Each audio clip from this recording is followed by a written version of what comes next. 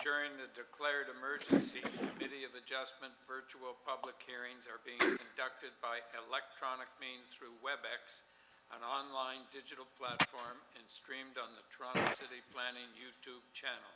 These measures are necessary to comply with physical distancing requirements and in-person attendance limitations. This will be a virtual public hearing, and participants who have registered in advance will be able to make the presentations to the committee using WebEx, an online event that is being moderated by city staff. Anyone wishing to view the hearing may do so by watching on YouTube. Participants who have registered in advance will be connecting either by their computer, a phone or tablet app, or by telephone. All participants will automatically be muted on entry. When your item is called, each participant will be unmuted by the moderator, one person at a time. Only the committee members will be participating by video. Any registered participants will be participating by audio only. We ask that you also mute your devices until you are called on to speak. We acknowledge the lands we are meeting on is the traditional territory of many nations, including the Mississaugas of the Credit, the Anishinaabe, the Chippewa, the Haudenosaunee, the Wendat peoples, and is now home to many diverse First Nations, Inuit, and Métis peoples.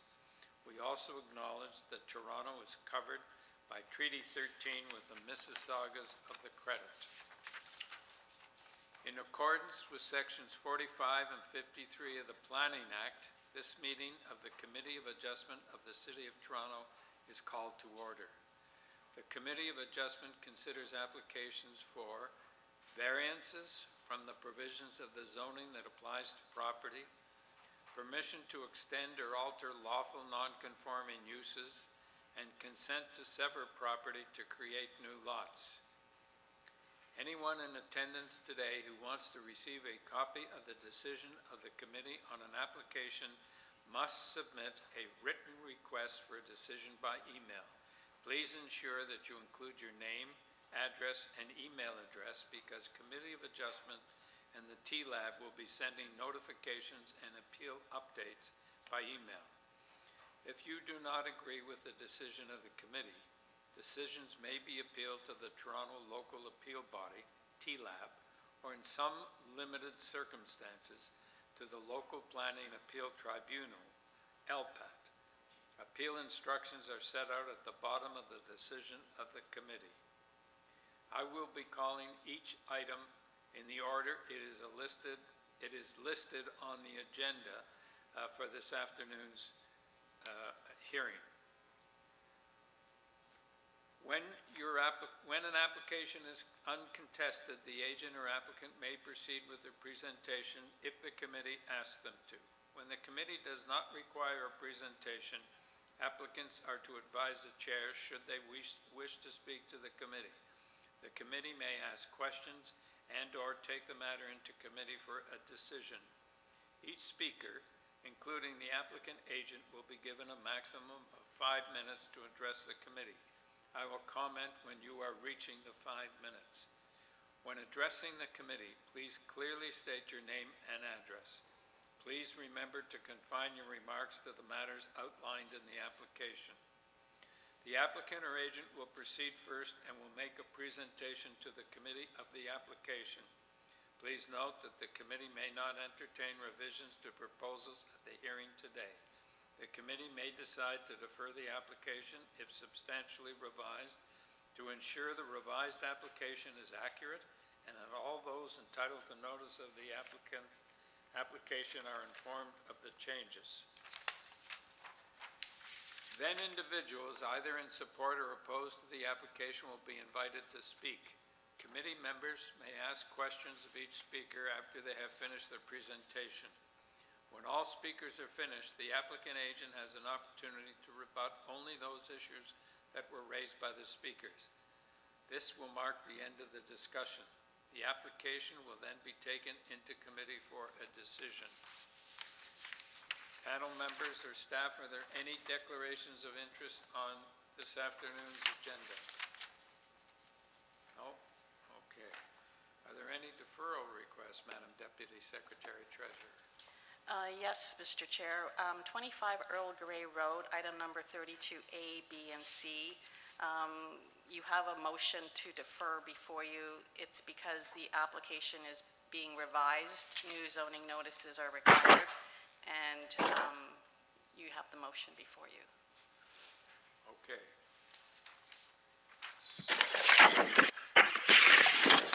Also, there's item number 34, 130 and 132 Sears Street. It's a consent application. There was a deferral request from the councillor, and late yesterday, engineering also requested a deferral. What about the applicant? The applicant did not know. Okay, so we should deal with that. Okay, so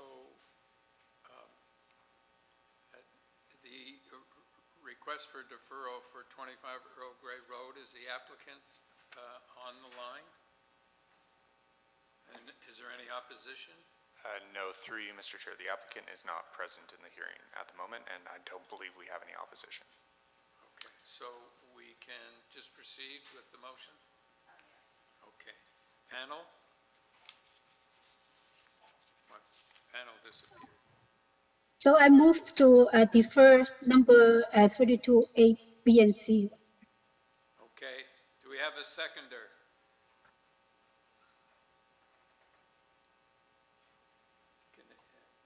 Is that here? A seconder? Okay. All in favor of the motion for deferral for 25 Earl Grey Road? Okay, that's deferred. 34, 130 and 132 Sears Street, a deferral has been requested by the city. So is the applicant on registered?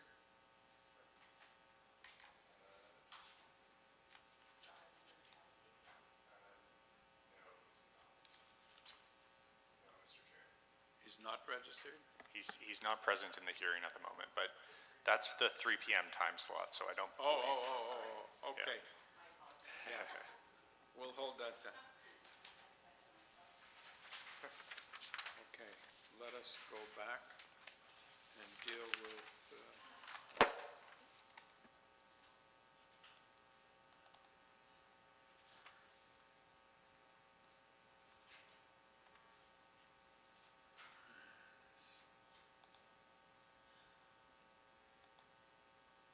okay, let us deal now with 10 St. Joseph Street.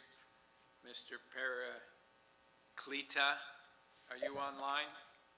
Yes, I am, Mr. Chairman. Okay, thank you. We will proceed. The purpose of this application is to alter the existing 3-story townhouse by constructing 1-story side additions, a rear attached garage with rooftop deck, and a 3rd-story addition. And we have material submitted by the applicant. Could you just give us a brief presentation, sir? Yes, thank you, Mr. Chairman. My name is Dimitri Paracleta. I'm principal at DK Studio Architects. We're located at 443 St. Germain in the city of Toronto, and I am the design and executive architect for our client today. And just a few precursors before I start the presentation. So we feel that our requests are minor in nature and that we address all 4 key points of the test. And as well as we have several letters from the adjacent neighbors, so 8, 12, and 14, as well as a few Yonge Street addresses, which I've submitted a little bit late, but we have submitted to Mr. Jacob Cockrell. So those would be available for viewing in public record as well in the future. So I'll just share a little bit about the history of the project.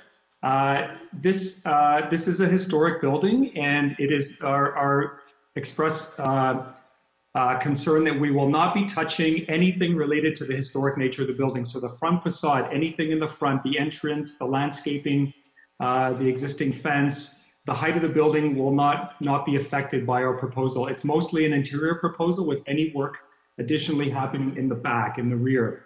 So that's our first point. The second point about the history of the project that's important to note is that this project was, before last year, was owned by another owner. And in 2005, she had made an application to the Committee of Adjustment of a very similar nature, extending the building to the back, turning the current attic into a more usable space, and applying for zero setbacks on the sides and the rears. And her application was successful. There was a building permit issued, and some of the things were acted on through construction, and others were not. And I would like to just say that when our client took over the property last year and commissioned us, that the proposal, that our design proposal was very much in line with what was previously approved through committee and the building department. The main change happened at this point, where it was literally the week that we were going to submit for a zoning report that our client had a break-in through the rear of the property. So somebody basically broke in through the rear door, helped themselves to the premises while the client was in the space. So a police report was filed, there was an investigation, and after that incident, we had actually revised our proposal from what the previous owner had applied for, which was an open-air carport and an open-air deck above, to an enclosed garage for issues of safety and security for our client. Now, it's worth noting that since the first break-in, there has been a second break-in and more vandalism to the rear of the property. So we feel that the garage is really merited in terms of the safety and peace of mind of our client. And that's really the main difference between our proposal and the 2005 proposal. So if I could go to the first point was a question of a floor space index, or FSI.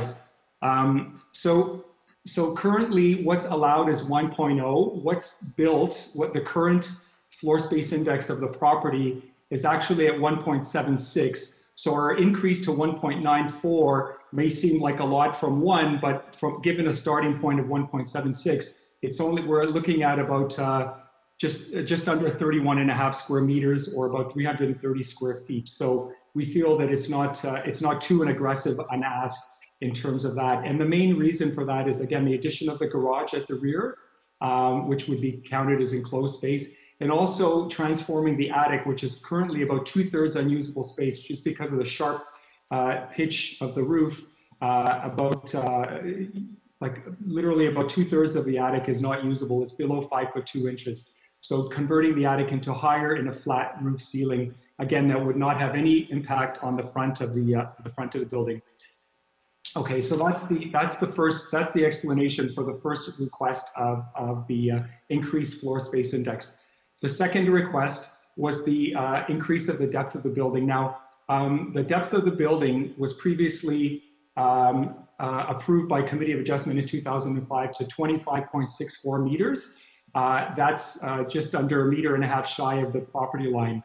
So what we'd like to do in order to get a meaningful garage, as you can see from the site plan here, we would like to request a zero setback from the back, and to be allowed to build the garage out to the zero property line. Now, in fact, in 2005, one of the items that was allowed as a variance by committee was a zero rear yard setback. So we're hoping that we could basically piggyback on that approval from 15 years ago.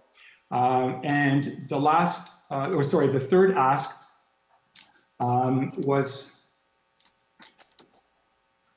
the minimum rear yard setback. So this is exactly what I just mentioned. So that was approved in 2005 in the A000605 TEY. Alter Townhouse will be located 0 meters from the rear lot line. So that actually helps support our ask for having the garage right to the property line. And finally, item number 4 was a minimum distance between the walls the main walls of a townhouse is 2 meters where there are no openings, and the current distance is 1.35. The reason the current distance is 1.35 is that you can see just between the buildings, there's a small as-built existing shed Currently, what we'd like to do is basically convert that into a permanent structure. Right now, it's just made out of, I believe, combustible materials, wood and acrylic and glass. We'd like to turn that into a proper, like essentially a strong brick structure that's non-combustible and will also act as a vestibule from the garage. So we're proposing a small extension to the left, as you can see in the plan, to be able to have a vestibule to allow the client to come in from the garage. It is a one-story structure. There will be no windows on this one-story structure at all, and ideally it would be a nicer way of entering as opposed to entering right into the kitchen, entering into the small vestibule, and we believe it will be safer.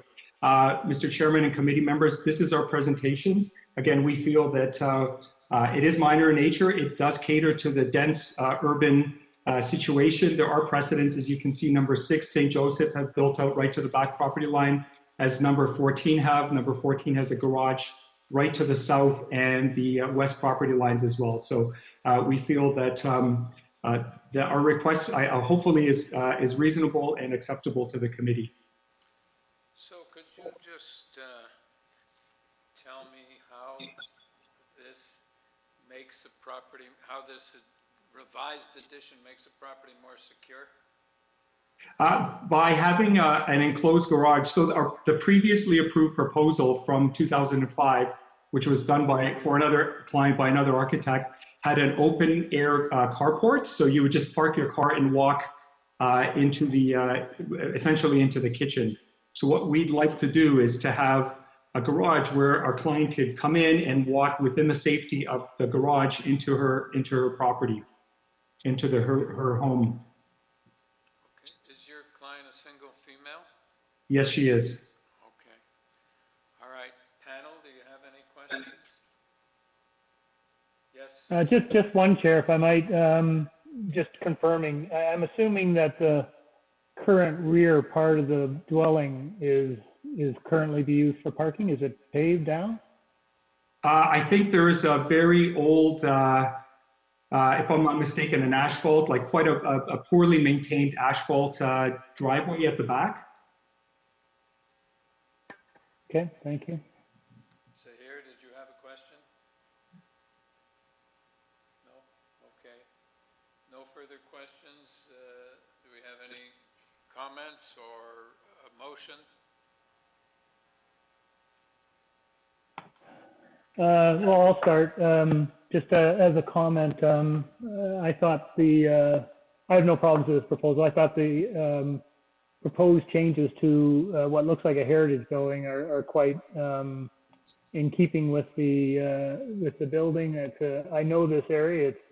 It's downtown. It's very dense, and while I don't understand the security issues, I can imagine that that is a challenge that people that live in that area probably face all the time. So I have no issues with this proposal. Oh, I'd like to add a comment too. My initial concern was the number 12, the neighbor at number 12. Yeah. Since they got a support from them, I have no problem. But, Yes. yeah. Yeah, we have a letter and a telephone number, so I'm sure Mr. Cockrell will be happy to share that letter with the committee. Okay, yeah. Okay. Okay. Do we have a motion? So I move for approval. There will be no conditions. Okay, seconder. Sahir, all in favor? Have your approval, sir. Thank you. Thank you very much. All right. Have a great day, everyone. Thank you. Thank you. Okay. Tanya D, are you on the line? Yes, I am. Hi. Okay. Hi, hang on. So the purpose of this application at 113 Woodbine Avenue is to alter the 3-story detached house by reconstructing the rear 1-story addition, constructing a rear basement walkout and a second-floor deck, and establishing a basement secondary suite. The first and second floor dwelling units will remain for a total of 3 dwelling units, And we have before us the material submitted by the applicant and email correspondence from Planning and Transportation. Okay, so perhaps you could just give us a very short presentation in this manner. So if I may add, my architect is here, James, and he will be doing the presentation.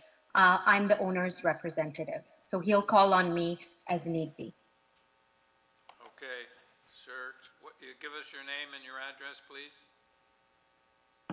My name is Tanya Day, and No. The person making the presentation, we need his I'm name sorry, and address. James Tran. Okay. Go ahead, sir. Yes. Can you hear me, member? Yeah, we need your address. Sure. My name is James Tran. I'm the agent for the owners at 113 Woodbine. Yes. Okay. I'm going to give a little presentation on this property here. Existing is a 3-story building with a 1-story rear addition that was built maybe some 20, 30 years ago. And this proposal is to reconstruct the 1-story rear because the existing 1-story rear is in a pretty bad shape. And we reconstruct literally the same size of that existing 1-story, but in a better condition. Furthermore, we want to propose a basement apartment. Presently, there's 2 dwelling units in the building. Ground floor is 1 dwelling. Second and third floor is another dwelling. And we would like to add a 3rd dwelling, which is at the basement, to this existing house. I want to emphasize that the existing addition that we want to reconstruct is literally the same length as the present one exists right now. By doing so, we have created some variants that we seek to relieve. One of them, of course, is the length of the building. Being 17 meters was permissible, the proposed is 18.27. We feel that the existing condition, actually, it is already 18.27. We just really maintaining this same built form. There would be no more length added or no more bulking of the building added to this lot here. Furthermore, that a basement walkout was added because of the basement apartment. We wanted a basement walkout, and that basement walkout created a setback at 0.42 meter, whereas the bylaw requires 0.6, which is on the north side of the building. Just bear in mind that on the north side there is a laneway, so there's really no other properties. So there would be really no impact on the adjacent property. Item number 3 we're seeking is the GFA. The existing GFA to the building, just give you perspective, without counting the basement area, we are right at 0.69 times the lot, which is 14.7.49 meter square. By adding the basement, really is built form, reusing the space of the building. We bump up the building to 188.76 meter square, which is 0.88 times the lot, whereas the bylaw only allows 0.69. We feel that there's really no massing of the building. We just mixing, I think it's a better use of the space by allowing the use of the basement. The item number 4, which is talks about the dwelling units, second suite. The total second suite, by adding unit 2 and 3 to the principal of the building, we're at 59.6%, whereas the bylaw allows 45% of the usable of the entire house as second suite. The parking issue, we are short of 1 parking. The site right now has 0 parking space, and we just maintain the 0 parking space. Keep in mind that this site here is really close to public transit. It's literally a 3-minute walking distance to public TTC, which is something that we certainly encourage people to use. It's mainly it's a rental property. People here are mainly commute by TTC, by biking. They're very close to the beach, so this type of clientele really reside on the fact that they don't really need to drive. So parking is not something that we really need, and and that's consistent with the city policy.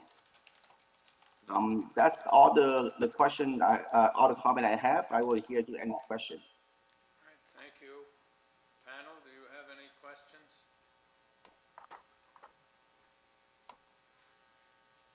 No questions. Do we have any comments, or do you want to make a motion?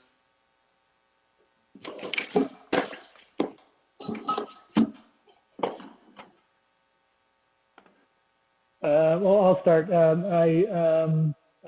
I thought that the proposed changes are relatively minor and modest, and the fact that the addition is building on the footprint of the existing one-story bump out is a good one.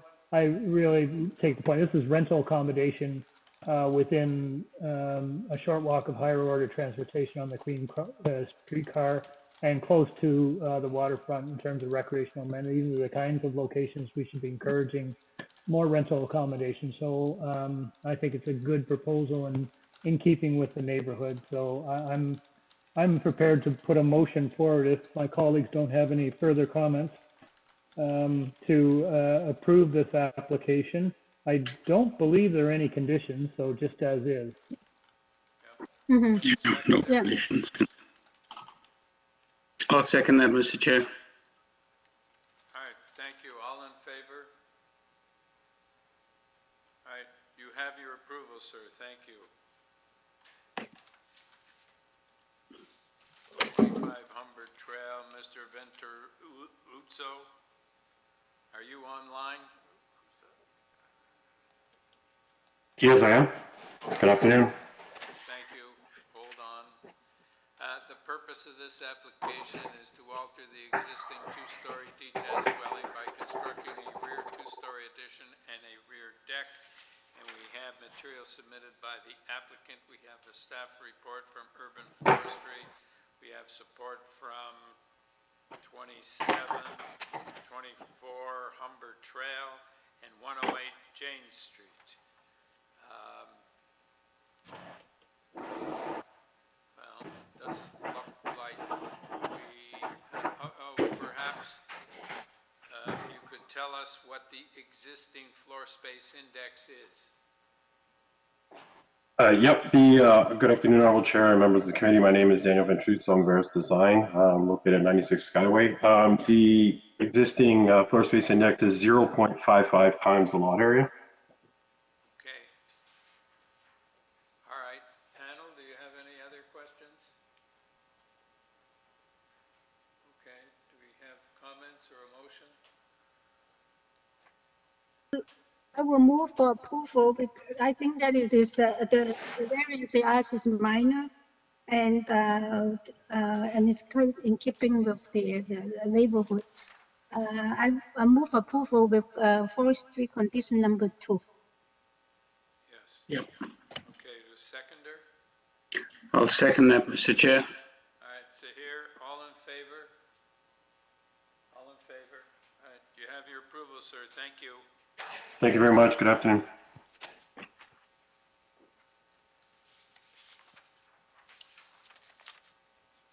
291 Indian Road. Mr.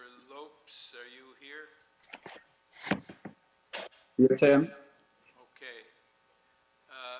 The purpose of this application is to construct a new 3-story triplex with rear second and third-story balconies. We have before us material submitted by the applicant, staff reports from planning and transportation. Okay, Mr. Lopes, can you give us a very short rundown of what this is about? Yes, sure. So, members of committee, Mr. Chair, the difference in between this application and the one that we had previously at committee, it's basically that we reduce the GFA. So if you see from the drawings provided, if you go to any floor plan, you see that it's bubbled. So literally we reduced about 25% of the area of the building. And the other, because this had to do with the previous comments from planning, and initially we had a flat roof for the entire building. And the previous comment from planning was to actually to be in keep with the area, we would have a slanted roof. So we introduced a roof with a 412 angle, so we can somehow fit a little bit better with the neighborhood in the sense of having a pitched roof. If we look to the neighborhood, we are surrounded by 3-story buildings. Actually, with the front face is actually going flat from ground to the peak. We tried to give it again a little touch up, going again with the city planning comments, and we truly believe that now we are way more upkeep with the neighborhood. We substantially reduced the mass of the building, and we've done the treatment to the roof to be in keep with the neighborhood. Two of the other variances are in existing condition. So this is regarding parking spaces and garage, the distance in between the garage and the building. So the existing garage is a 2-car garage. So if we provide a third parking, we have to add to the garage. We have no means of egress to the garage in that case, so we have to keep up with the 2 parking spaces. Toronto Transportation has no objections, so they are okay with the project. In terms of the 1.8 distance in between the building existing and the build to be proposed, it's a little bit difficult to comply in the sense that in order to comply, we have to indent the building, which will defy the purpose of efficiency. Okay. Any panel, do you have any questions? Chair, I wonder, I'm just looking through the material and I'm struggling with, and maybe it's quite obvious to everyone else, but the front elevation on this building, so, Jake or Bram, could you pull up the front elevation?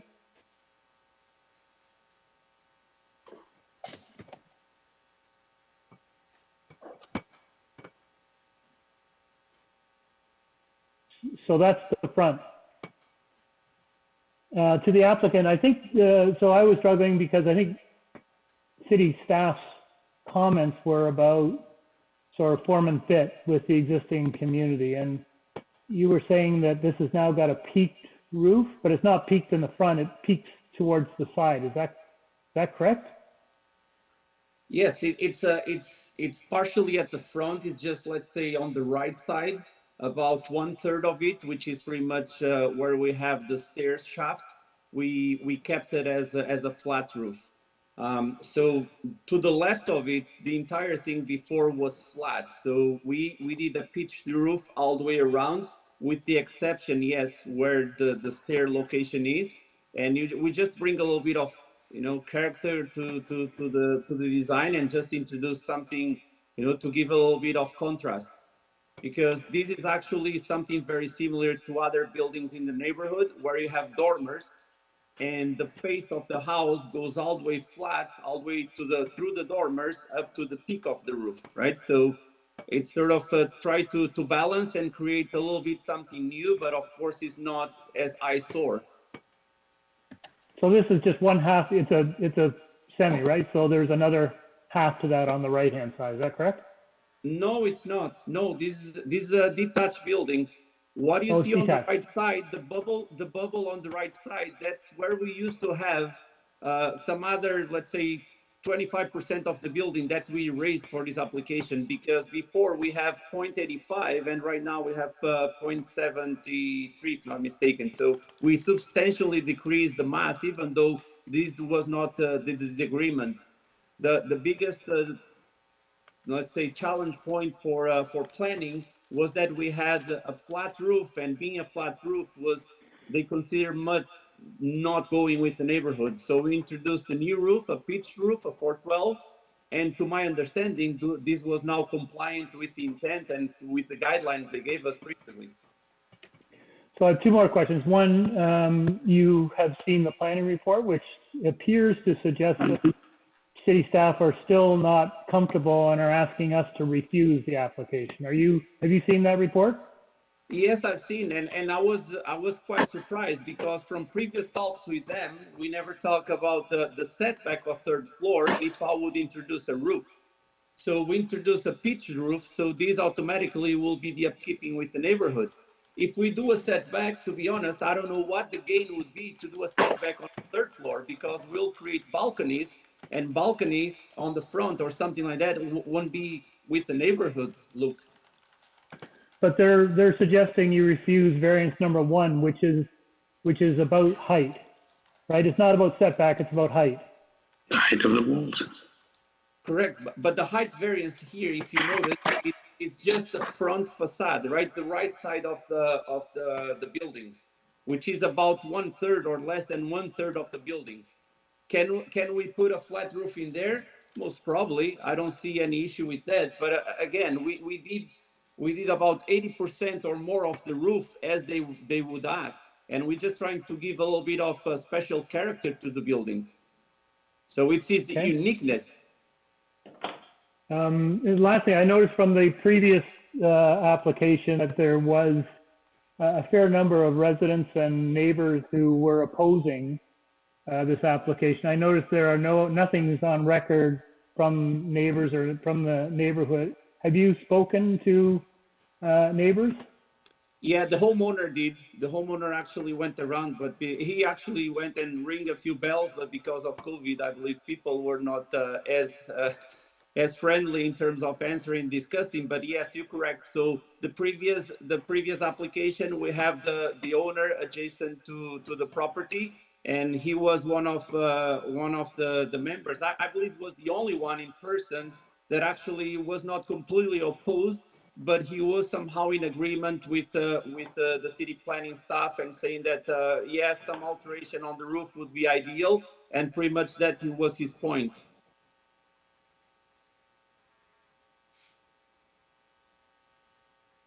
Okay, thank you. Any further questions? Okay, we take it. Yes, Jim?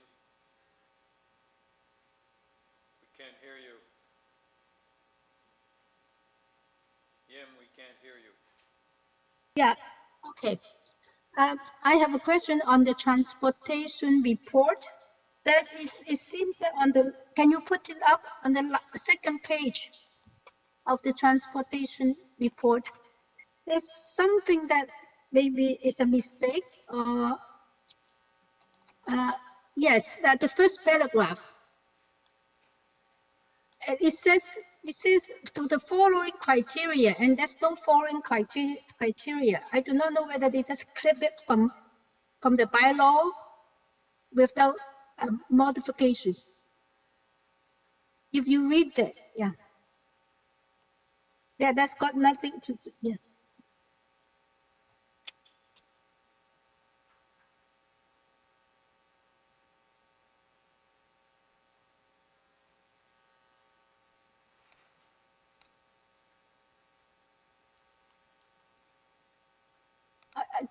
Yeah, I don't think I understand that, but if it's a minor problem, I have no problem with that, but just some explanation.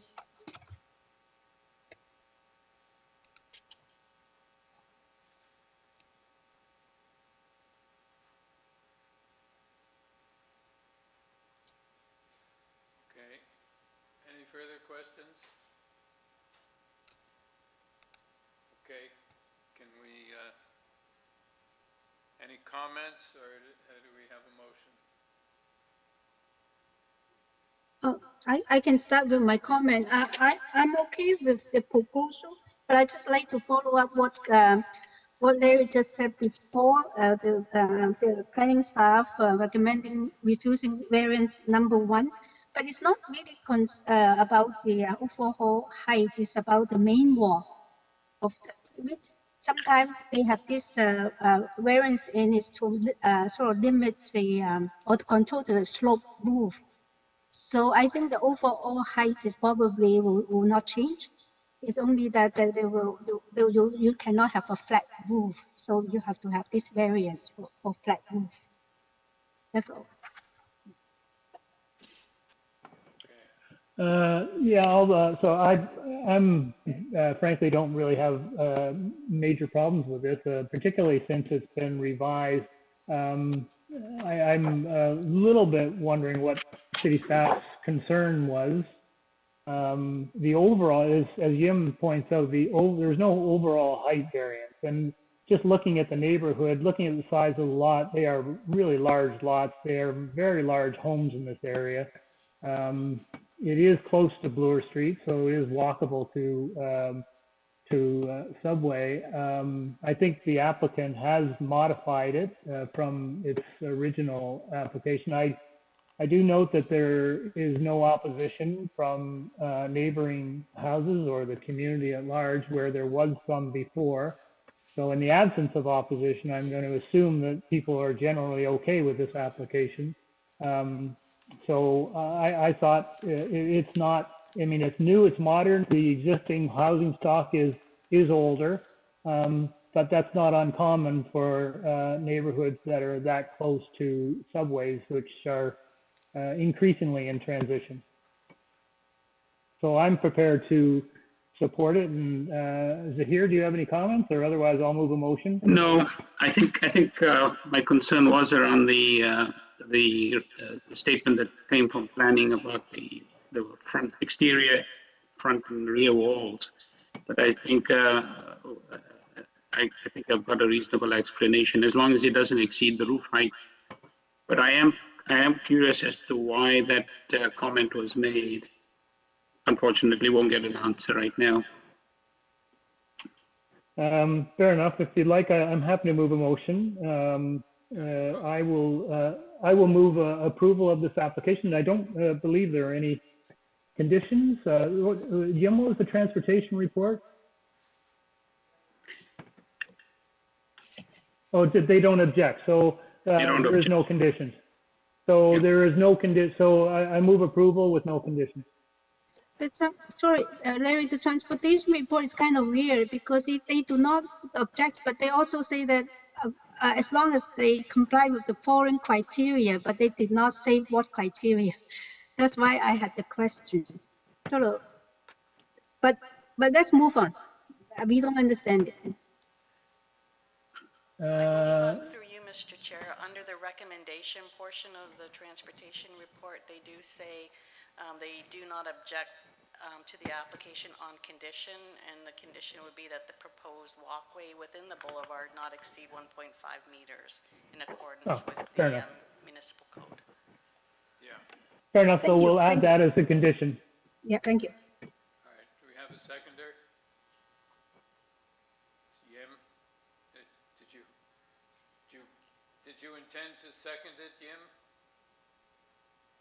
It's okay.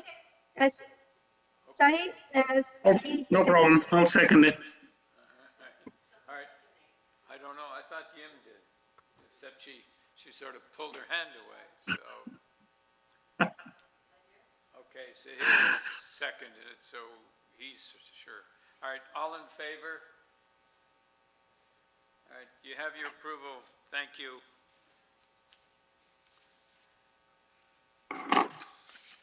36 Gooch. Miss Valentino, are you here? Yes, I am, Okay. Mr. Chairman. All right. Good afternoon. All right, the purpose of this application is to alter this two-story semi-detached house by enclosing the existing front porch and constructing a north side two-story addition and a two-car garage. We have material submitted by the applicant, correspondence from Conservation Authority, 8 form letters in support, and concern from 27 Magwood Court. Ms. Valentino, could you this doesn't look very complicated, but if you could just give us a short little presentation. Yes, of course.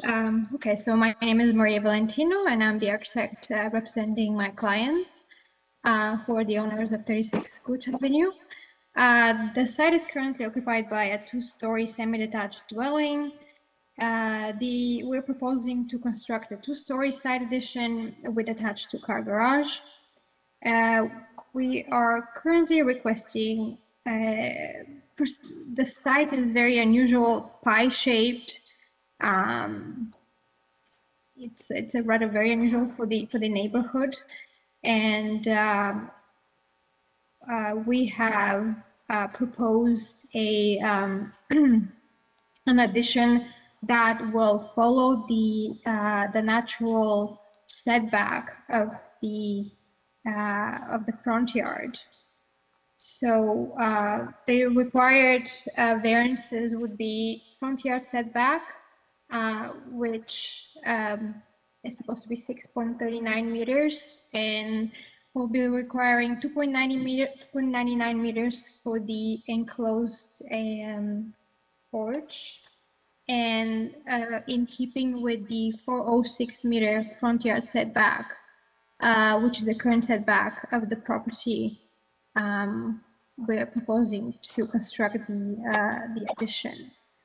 There are several past decisions of the Committee of Adjustment in the neighborhood with approved front yard setbacks at anywhere between 4.25, 3.37 to 1.49 meters. The second minor variance required is the rear yard setback.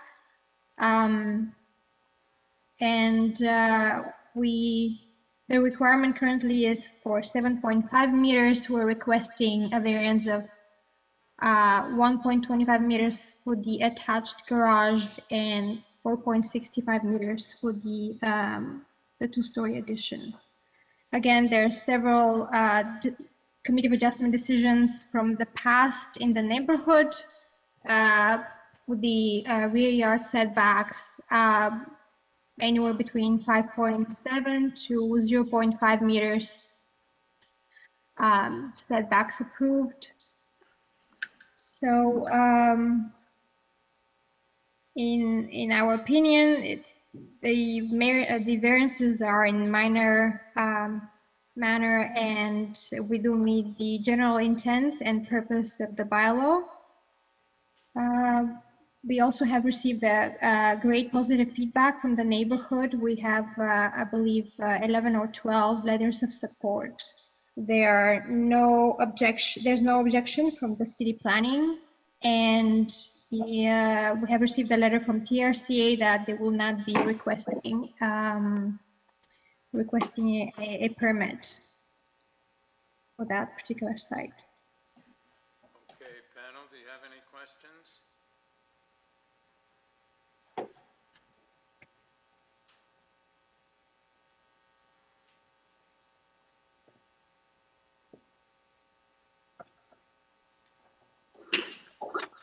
Have any comments? Do you have a motion?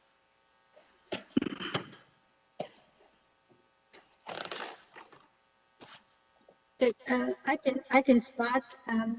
Actually, there's no TRCA is no comment from them. They do not need a TRCA permit, and there's one letter of concern about flooding, and I think that is outside this our committee, and the flooding issue usually will be taken care of during building permit process. And I'm ready to move for approval. I don't believe there's any conditions. No. Yeah. So that's what I will do. Yeah. All right, is there a seconder? Yes, Larry. All in favor? I'll second that. All right. Yeah, Larry seconded already. All in favor? You have your approval, sir. Thank you. Madam, sorry. 820 Danforth Avenue. Miss Evangelista, are you here? I am. Good afternoon. Good afternoon. Good afternoon. Right, the purpose of this application is, yeah, I'm just going to introduce the matter. Purpose of the application is to alter the two-story mixed-use building by constructing a rear three-story addition containing a garage on the ground floor and residential uses above. We have material submitted by the applicant. We have opposition from 7 and 5 Woody Crest Avenue and 14 Langford Avenue. Ms. Evangelista, perhaps you could just give us a brief resume of what this is about? Yes, Mr. Chair. This area is zoned commercial residential at a density of 3.0, whereas we're proposing having a little trouble. Hello, we're having a little trouble hearing you. Hearing me? Okay, how about now? Is that That's better? a little better. Okay. So this is zoned commercial residential at a density of 3.0. The variance that we are requesting is for the rear property. That's the only variance that we are requesting of a, of 4.76. However, we have a pop-out at the back of the building, and that 4.76 was taken from that pop-out of the building. However, from the garage, which that pop-out's on the second and third floor, just to add some articulation. However, from the garage to the laneway gives us approximately 5.78 meters. So that said, we have we've received no communication, no letters, nor comments from planning staff and transportation. And transportation, they do view the laneways to make sure that it's accessible by fire trucks and large service vehicles such as that. And they've not commented. I myself visited the site yesterday, again, in a large truck, like a Dodge Ram. And I was able to maneuver in behind. Now, this particular facility is being used as a bakery in the front. Those that own the bakery are living there. They have one car, they have one employee. The employee does not drive. They walk to work, take the TTC, and the owners have one car, and that's why we're asking for the garage. And that way there will be no parking in the back.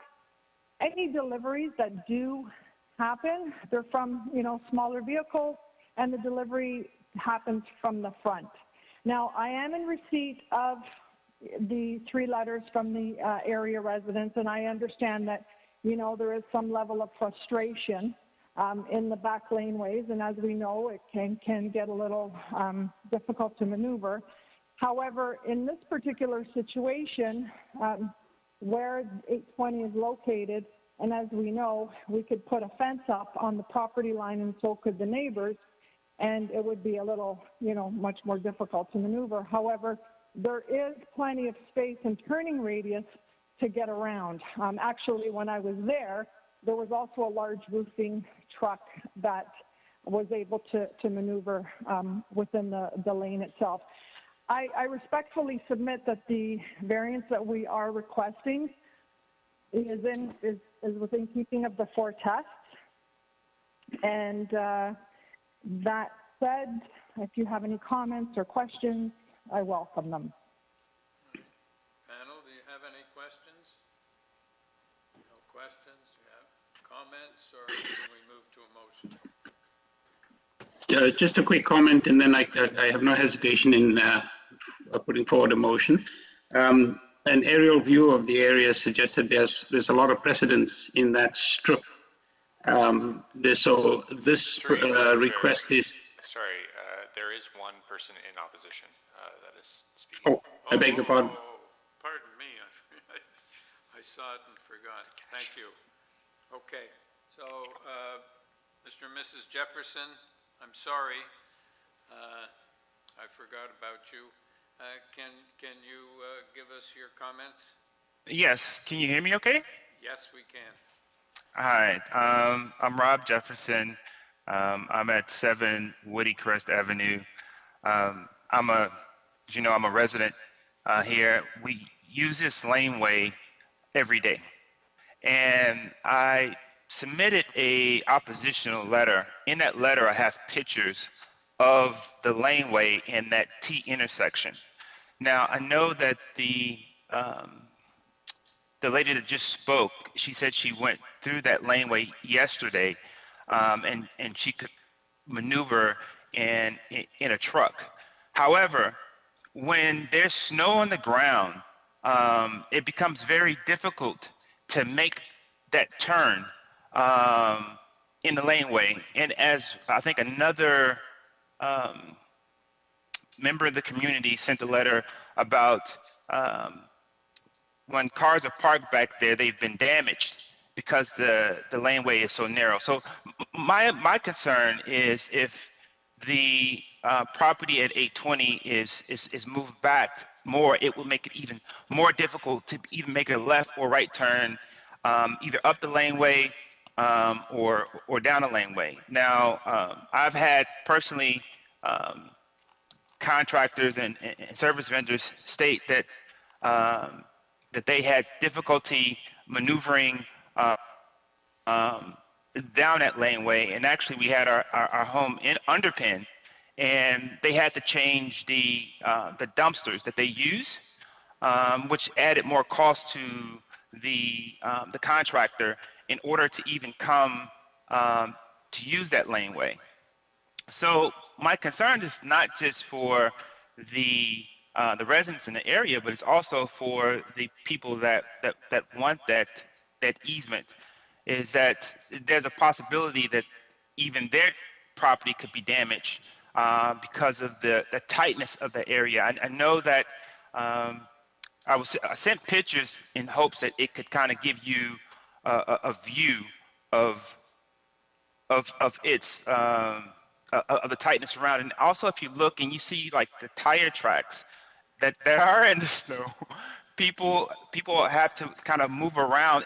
Like say for instance, the parking that the garage that's there to the left, if there's a car sitting there, which sometimes they park and sometimes people park at 1 Woody Crest, it becomes a very narrow path either way in that little T intersection.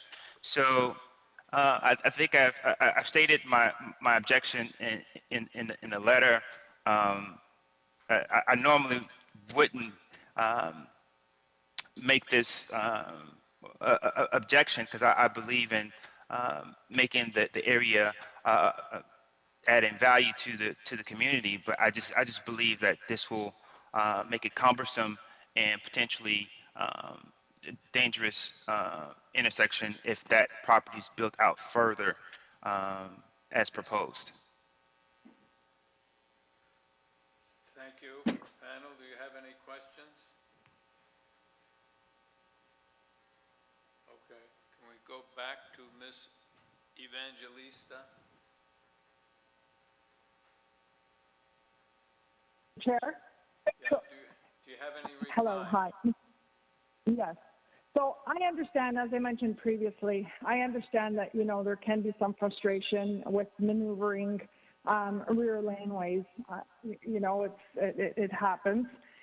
And, this particular area that we're asking for, it's 20 feet wide, right? So our building is not abutting the lot line. It's set back. So between the laneway and the home, there's approximately 20 feet to maneuver, which I believe is, a substantial size of an area. These rear laneways are specifically geared for the homeowners to use for their parking. With respect, I don't believe that this is the rear laneways are to be used for, large service vehicles dropping disposal bins or materials, because the width of the truck is quite large then with the side mirrors. So that probably could be one of the reasons why there is that level of frustration. Typically things like that go to the main road. The 20 feet behind this addition that we are proposing, I respectfully submit that is a great deal of space. We will not be putting up, obviously, we will not be putting up a fence with a gate for them to enter and exit into the garage. The owners do have a good relationship with the neighboring properties. And, one thing that I can ask of the owners is, perhaps maybe all the owners along that stretch can be a little bit more diligent in trying to clean up and salt, because it's not serviced by the city. So, you know, there are a lot of things that they can all work together in cleaning up, but 20 feet, I do submit, is a substantial area to maneuver a car. And like I said, a Dodge Ram's rather large, and you know, I've been there. I went yesterday, and I've been when there was a heavy snowfall again with a large SUV. And I again, with respect, I was able to maneuver the area. I hope that satisfies. I understand Mr. and Mrs. Jefferson are frustrated, but what I will do is I will talk to the owners, because they will be living there. They're the owners of the bakery, and they will be living in the proposed addition. And I'll talk to them, and, you know, I'll see if he can get together with the neighbors, his neighbors along Danforth, and they can, you know, keep that area clean, and perhaps everybody within that general vicinity could do the same. Well, it would be good if it was paved. It is paved. It is? Yeah. Portion of it, yeah, some of it didn't look paved. Yeah. And no, from what I saw, it's all paved.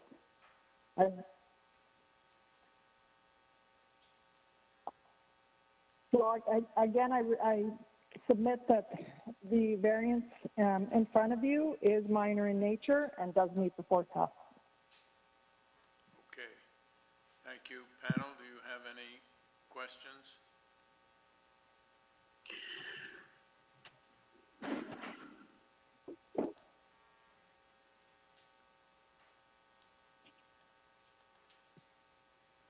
Okay, does anybody have a motion? I'll move, Mr. Chair, that the proposal be accepted as is. It's well within keeping of the precedents in the neighborhood of all the stores. Laneways in general were intended for vehicles to service homeowners, and trucks and the large vehicles that seem to be the problem should really not be utilizing the laneways as such. But I move that we accept the proposal as requested. I will second that, because I'll second that, and I agree with Saeed's analysis, because 6 meters, which is 20 feet, is a standard requirement for a T-shaped aisle for parking lot anyway. I think there's enough room to even back out and go. And a laneway like that's not supposed to be a surface for surface trucks and garbage trucks, that stuff anyway. So I will second it. All right, all in favor? Thank you. You have your approval.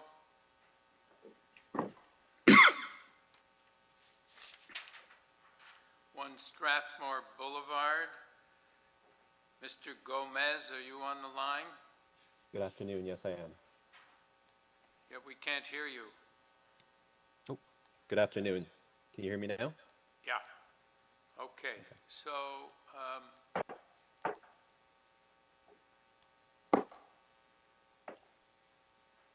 all right, just a minute.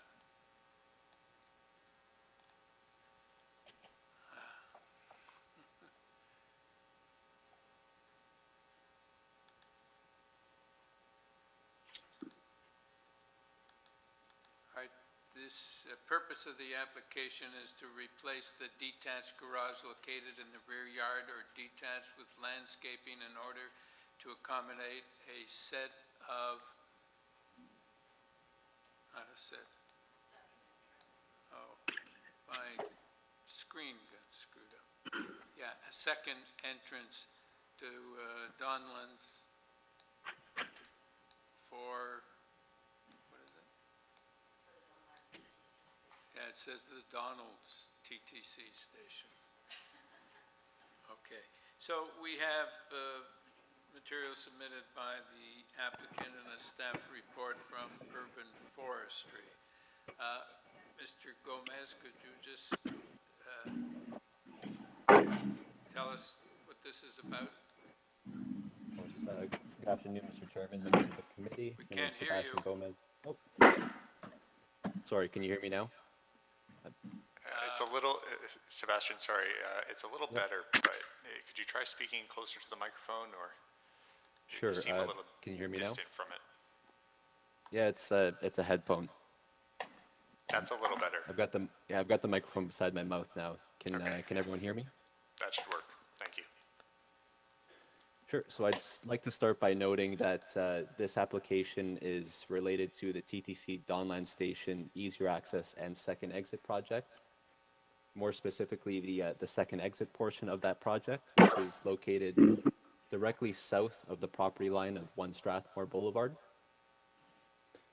We are proposing the removal of a rear side-facing garage and the 1 parking space within it, in order to alleviate severe safety concerns that we see with residents utilizing that garage directly beside a TTC exit/entrance. The garage will be replaced by sodding, a new tree, and fence within the private property, and within the city right-of-way there are a new set of bike rings proposed directly in front of the existing garage today. So is somebody living in this property? Currently, this property is owned by the City of Toronto on behalf of TTC. It was obtained as part of the project. Right, but is it being used as a residential residence? It will continue to be a residential residence, yes. Okay, so is there,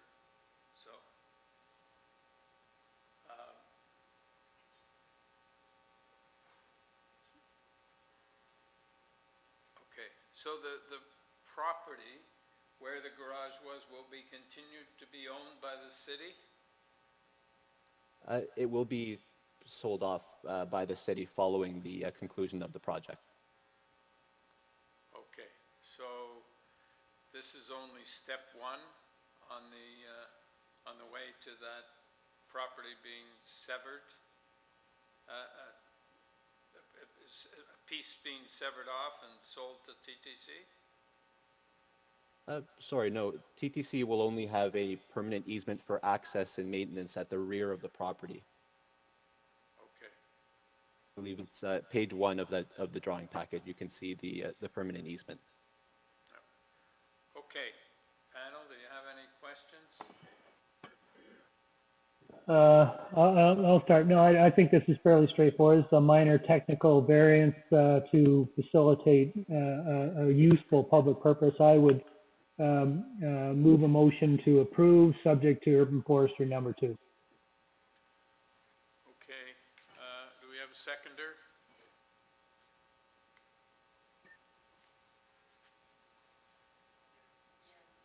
Jim, all right, all in favor? You have your approval, sir, thank you. Thank you. 26 Austin Terrace. Ms. Sanborn, are you on the line? Yes. Okay, thank you. Hang on. Okay, this purpose of this application is to alter the 2-story detached house by constructing a front and east side 1-story addition. Okay, so it's pretty straightforward. Do you have anything to say, Ms. Sanborn, or can we proceed? No, it's a very minor. It's a very minor Yeah. request, and the neighbors are in support of it. Okay. All right, panel, do you have any questions, any comments, or would you like to move a motion? I'd like to move for approval, because I think the addition does not stick further from the existing house anyway. Means probably, yeah, so it's okay. So I move for approval with no conditions. All right, seconder? Yes, here. All in favor? Jim, are you in favor? Yes, okay. You have your approval. Thank you very much. 431 Montrose Avenue, Mr. O. Are you online? Hi, yes, my name is Stephanie Au. Oh, sorry, Miss O. That's fine. Okay, I'm the agent. all right, the purpose of this application is to alter the 2.5-story semi-detached house by constructing a rear second-story bay window and a third-story addition. We have material submitted by the applicant, support from 439 Montrose, and an 8-signature petition in support by other owners on Montrose Avenue. Okay, Ms. O, can you just tell us briefly what this is about? Hi, yes. My name is Stephanie Au. I'm the agent and architect for 431 Montrose Avenue.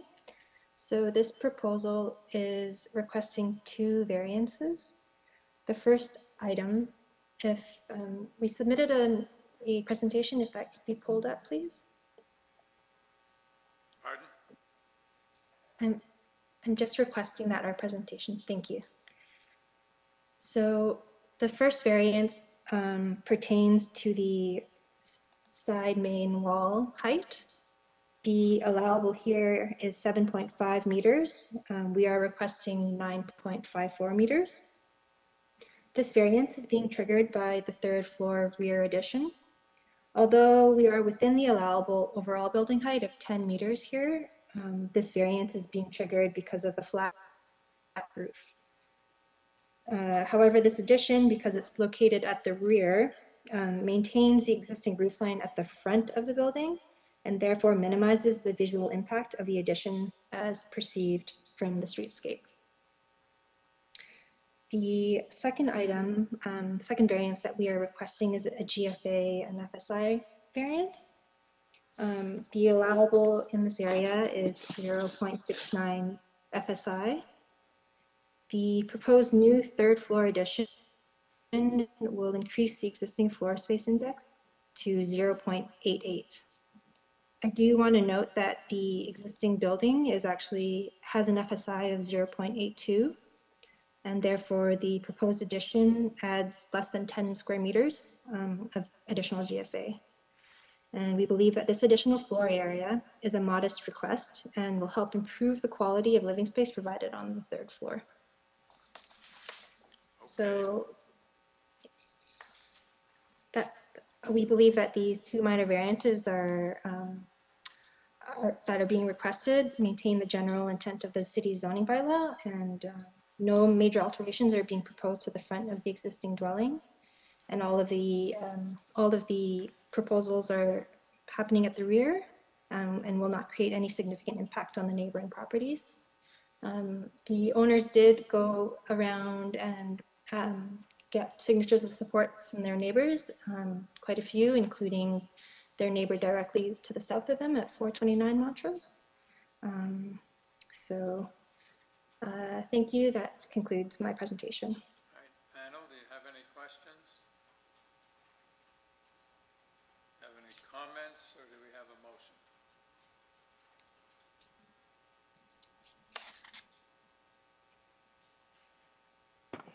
I'll start. I think this is a fairly modest and actually quite an attractive and appealing addition. So it's done thoughtfully and sensitively to the neighborhood and to the adjacent neighbors. So I would move approval of this application, no conditions.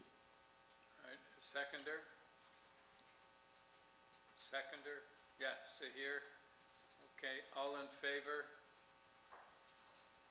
All right, you have your approval. Thank you. Thank you, Chair and Committee. 1057 Dovercourt Road. Ms. Apostolou. Are you online? Yes. Okay, thank you. The purpose of this application is to alter the 2-story detached house by constructing a rear ground floor deck and canopy. And we have material submitted by the applicant, correspondence from urban planning, urban forestry, and transportation, and two form letters in support from 1055 and 1053 Dovercourt. Ms. Apostolou, could you please just give us a brief presentation? Yes. My name is Gloria Apostolou, architect and agent. Hello. Hi, Gloria. We're having trouble hearing you. If you could try speaking into the microphone. Okay. It's really, really quiet. I'm calling in. We can't hear you. Can you hear me? Not really. No, it's very faint. Can I try giving you a call on the number that you provided us? Yeah. Actually, there's two numbers here. Do you want the 516 or the 560? 560. 560, okay.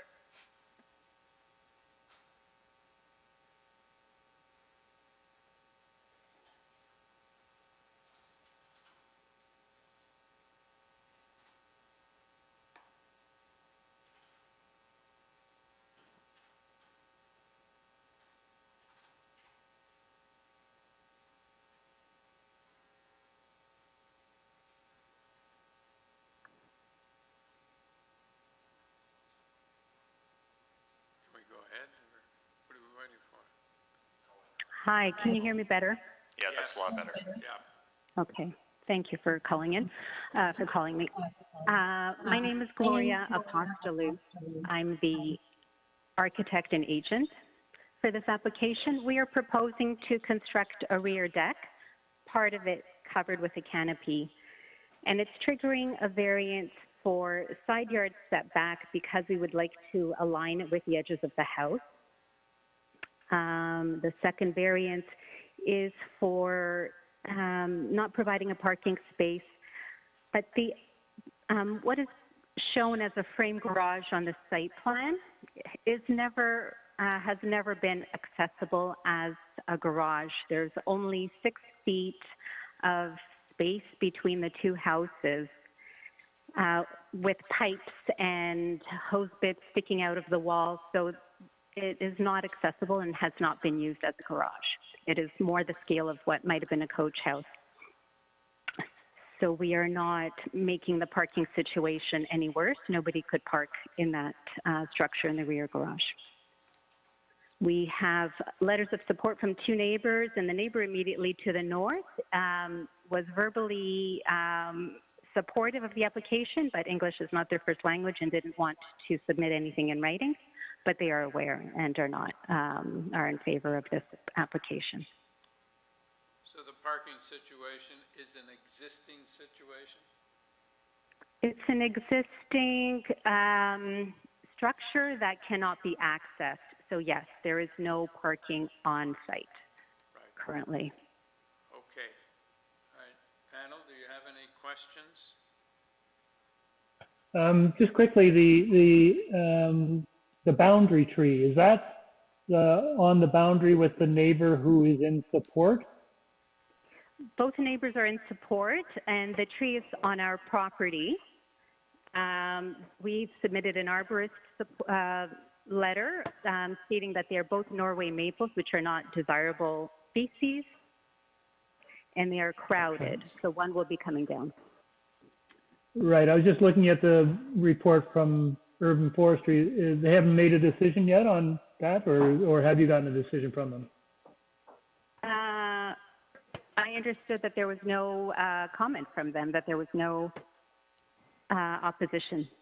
Urban Forestry is reviewing this application, and they're just reviewing the application. So I don't know what that actually means. That was back in September, so I imagine if they had concerns, they would have let you know by now. Is that?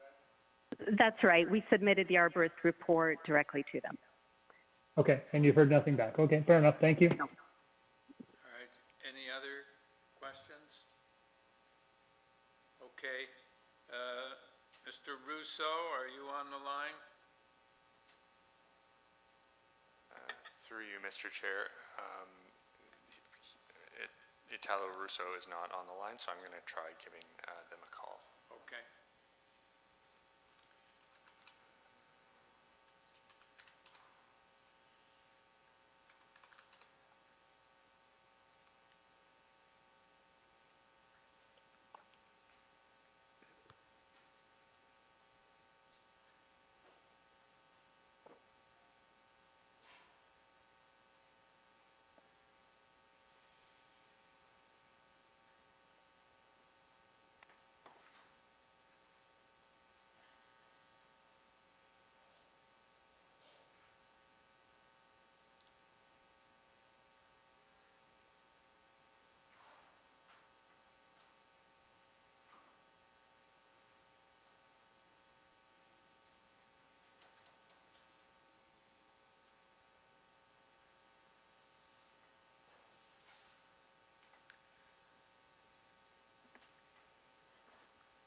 Through you, Mr. Chair, it doesn't look like there's any answer.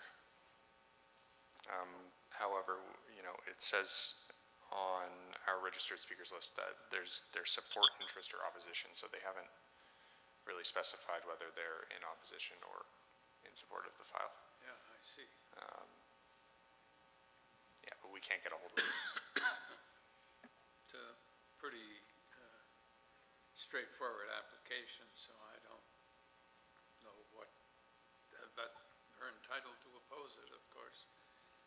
All right, so it doesn't appear that the person registered to be in opposition or of support, we don't know, is on the line. So we will proceed with what we have already heard. If you have no further questions, panel, do you have any comments, or can we have a motion?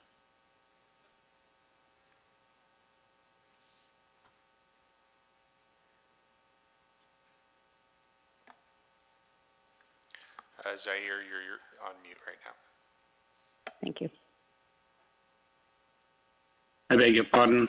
I propose to move a motion to approve, Mr. Chair.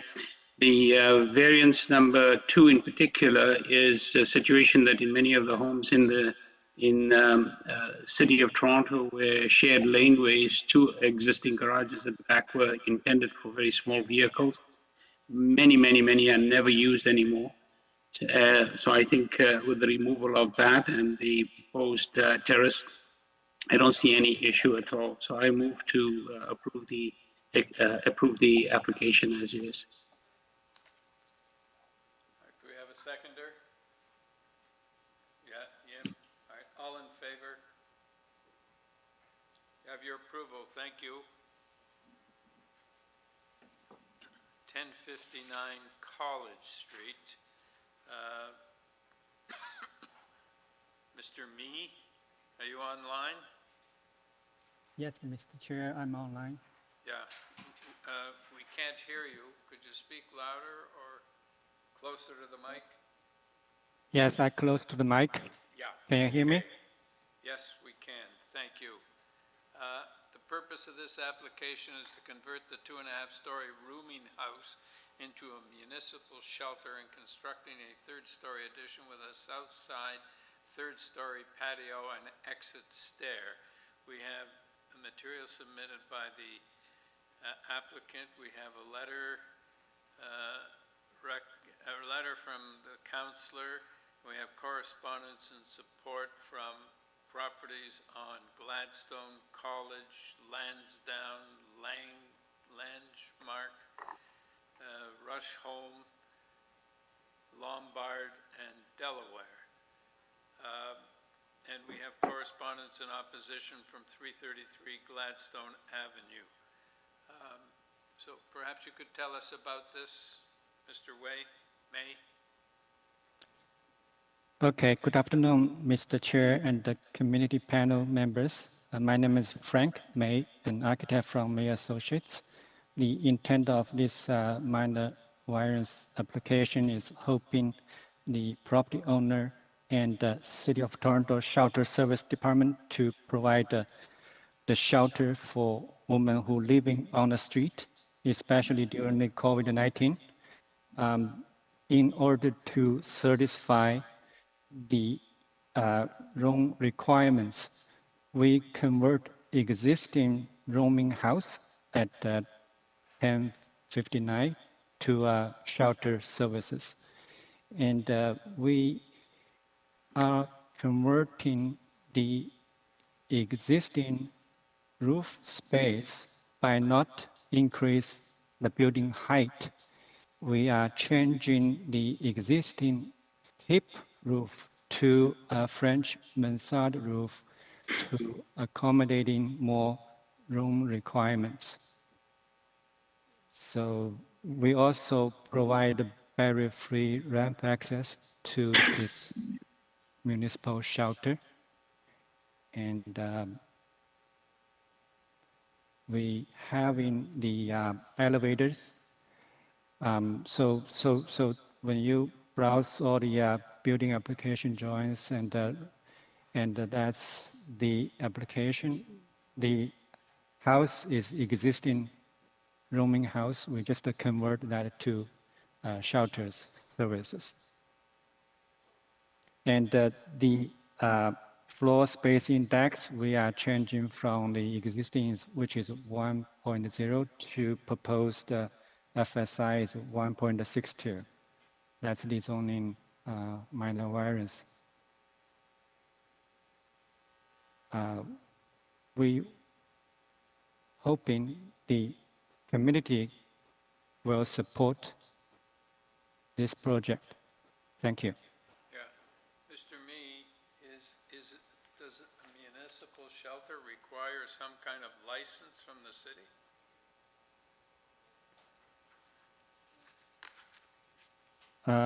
No.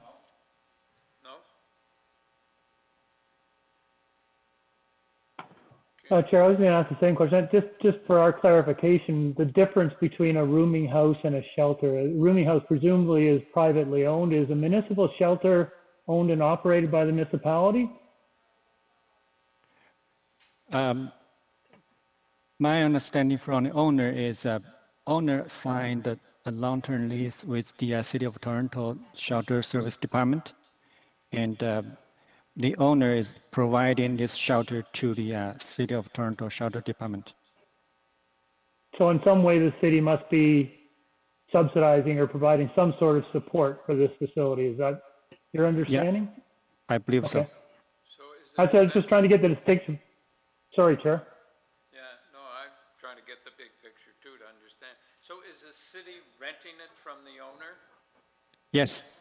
Yeah, okay. All right. All right, do we have any other questions, panel? Okay. Do we have any comments or do we have a vote, a motion?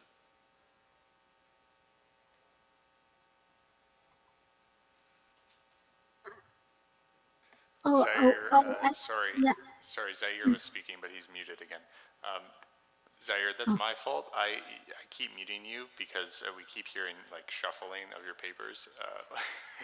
I apologize. No problem. So just when you're not speaking, just make sure to mute and then unmute when you want. Thank you. There was one opposition, I believe it's a letter in opposition, Mr. Chair. Yes, there was opposition, but there's no opposition. There's nobody registered to speak. The opposition, and my recollection of that letter, one of the main points was that there's narrow sidewalks there and it's shouldn't have a shelter there because there isn't enough room for people to pass on the street as it was.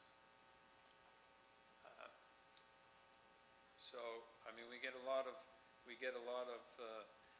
opposition because of lack of parking, but I don't think we've ever had any. At least I've never had one for lack of pedestrian space. Okay. So, any comments, or do we have somebody want to make a motion?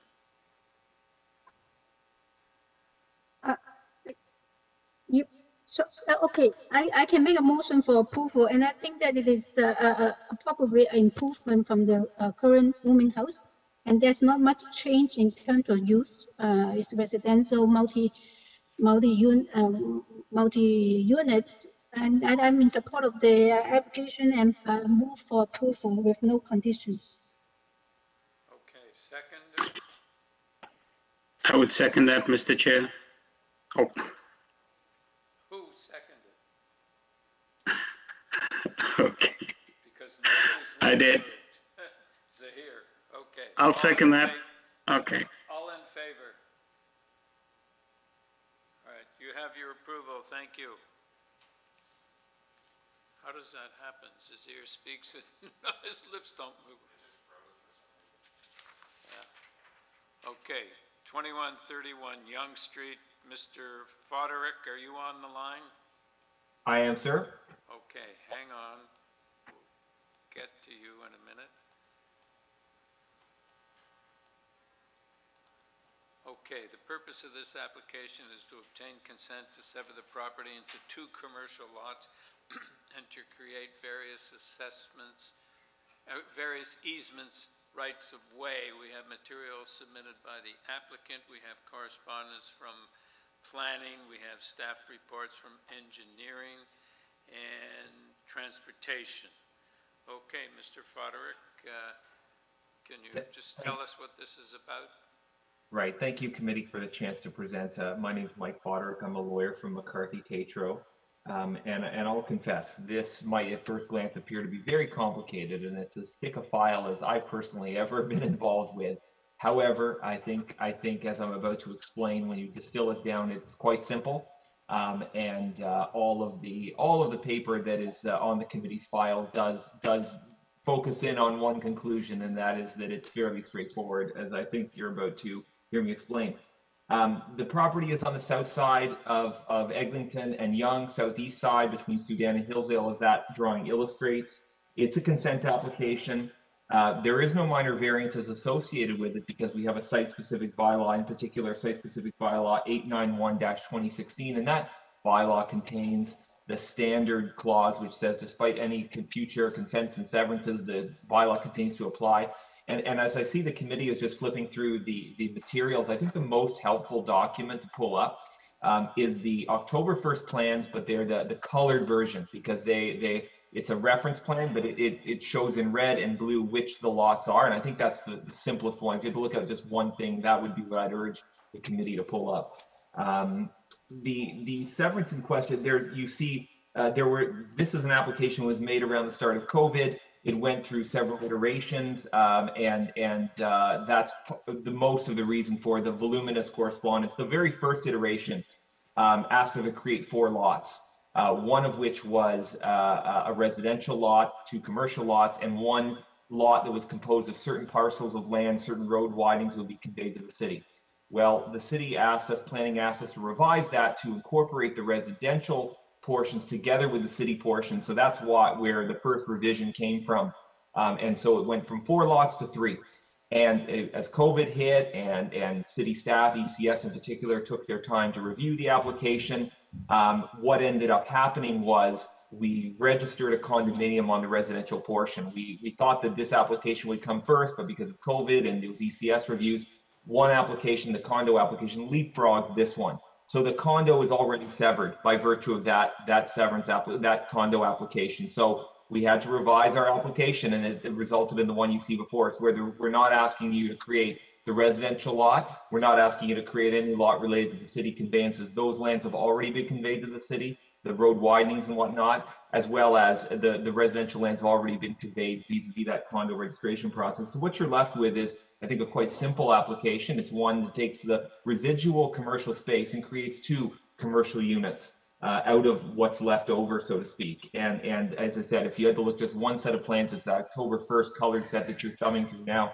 And you'll see illustrated here on the various levels is what's represented. Blue is one of the lots, red is another one of the lots. And of course, there are all of the appropriate easements that are as between the different commercial parcels that ensure that appropriate access is provided and all the other things you would have servicing and whatnot that you would expect to see.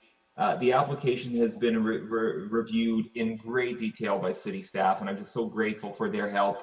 I would do a disservice to them by trying to list all of the ones who have participated in review of not just this application, but the concurrent condo application. And the punchline is that you have a letter from planning saying that they have no concerns. You have a letter from transportation saying originally that they had no concerns, but they wanted as a condition the conveyances of the lands to the city. Those conveyances have already happened, and I think they have in their latest letter clarified that that's obviously no longer a requested condition because it's already happened. And then you have finally, I think, 3 different letters from ECS, but the final one, the one on November 17th concludes that there are no concerns. And they had noted that in their previous letter of June 15th, they had requested 11 conditions to secure a whole bunch of important things. But in their November 17th letter, they clarify that all 11 have now already been satisfied. So the committee can attach those 11 things as conditions or not, but we literally already have the letter from ECS saying that they're satisfied anyway. So I suggest it's moot. That is an overview, sir. And again, I consider it a straightforward one, although the reference plan does look complex. I think in light of the fact that the condo's already been created, it's significantly less complex than the application originally was.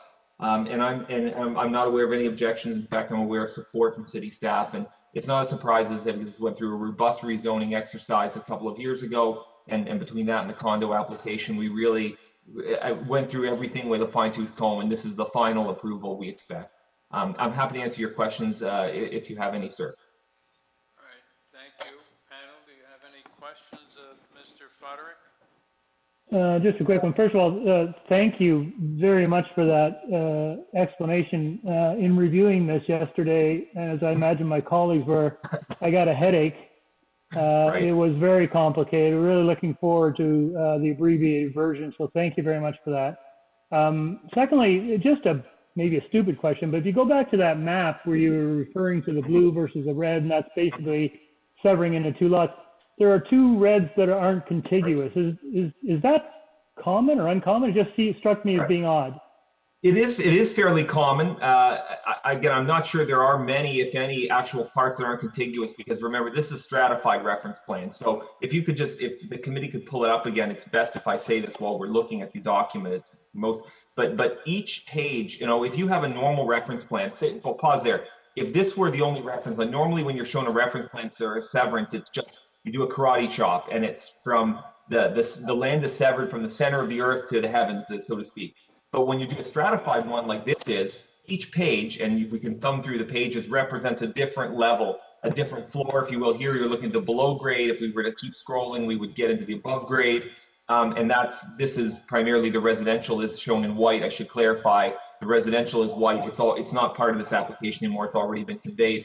But my point is that, so what things might not appear contiguous, when you think of it in 3 dimensions, actually the parts do touch. Just go back. See, for example, part 18 on the right-hand side, the red looks like a little island, but no, it's not. It's connected to part 18 below. It's an elevator shaft, right? So what sometimes would appear to be little islands, they actually connect just in that other dimension, which the 2-dimensional reference plans don't illustrate very well. You have to stack them up.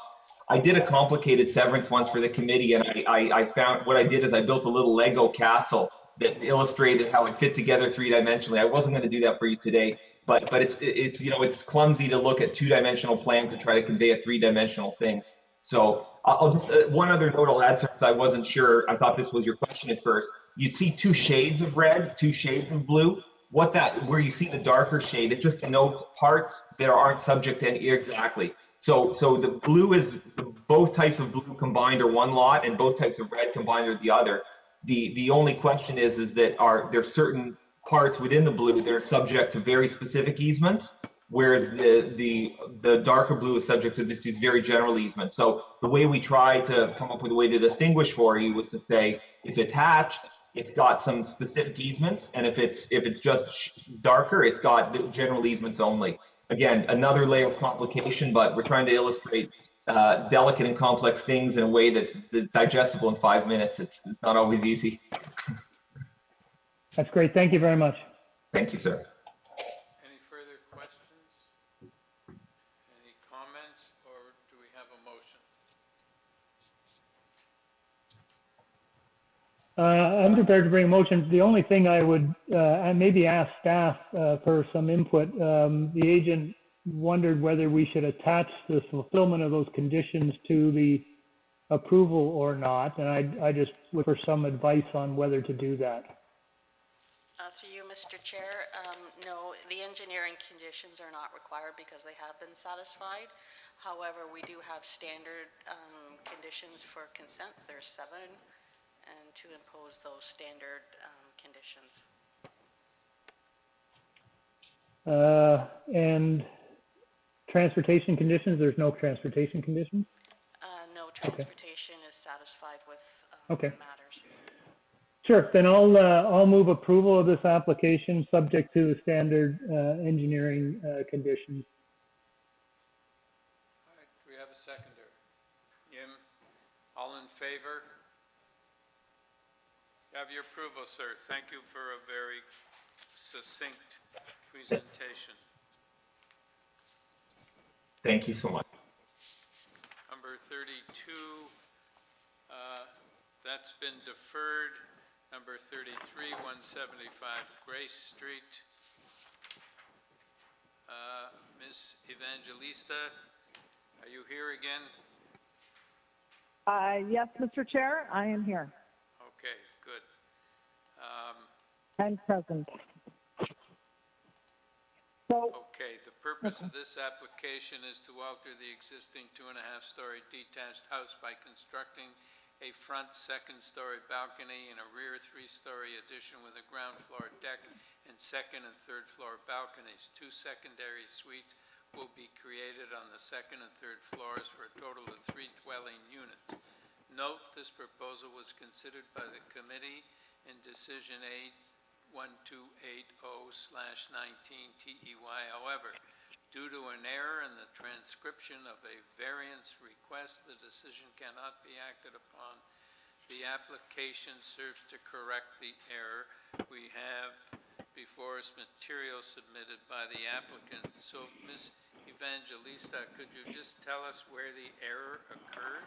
Are we getting the same application all over? it is yes, through you, Mr. Chair. Yes, it is exactly to the detail, exactly the same application that was in front of the panel on November 18. And what happened was, on your public hearing notice, if you'll go to your number 2 with the asterisk, so now it includes both north and south, whereas on the last hearing notice, it did not include the north side. Everything is exactly the same. We are only back in front of you today to add that one variance. And it is exactly the same as it is on the north side and on the south side. And as you see from the photos and the details and submission that I provided, it is very consistent with my neighboring properties and within the neighborhood. Okay, so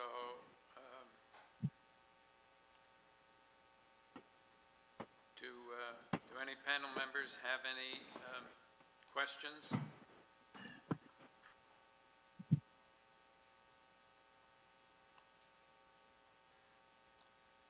see. Okay. Do we have any comments, or do we have a vote, a motion? Oh, I can begin. We heard this before, and I only, yeah, just correct the error. And that if there are any question, I will move for approval with no conditions. Okay, do we have a seconder? Seconder? Larry, all in favor? Thank you, Ms. Thank you very much. Evangelista. You Have have a your nice day. approval. Thank you. Thank you.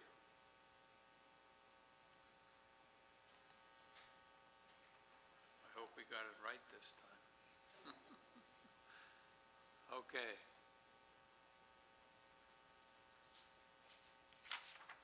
Okay. Whoops. 128 Sears Street. Just a minute. So is this 128 or 130 to 132? Because this sheet says 128.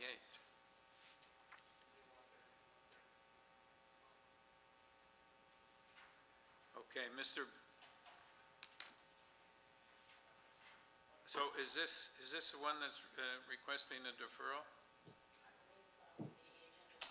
Yes, correct. In light of a revised comment that was filed, I believe yesterday from Engineering and Construction Services, I will be requesting a deferral to further address comments that they are requesting a deferral rather than conditions of approval, which was initially indicated in a December 20th memo that was filed on the AIC.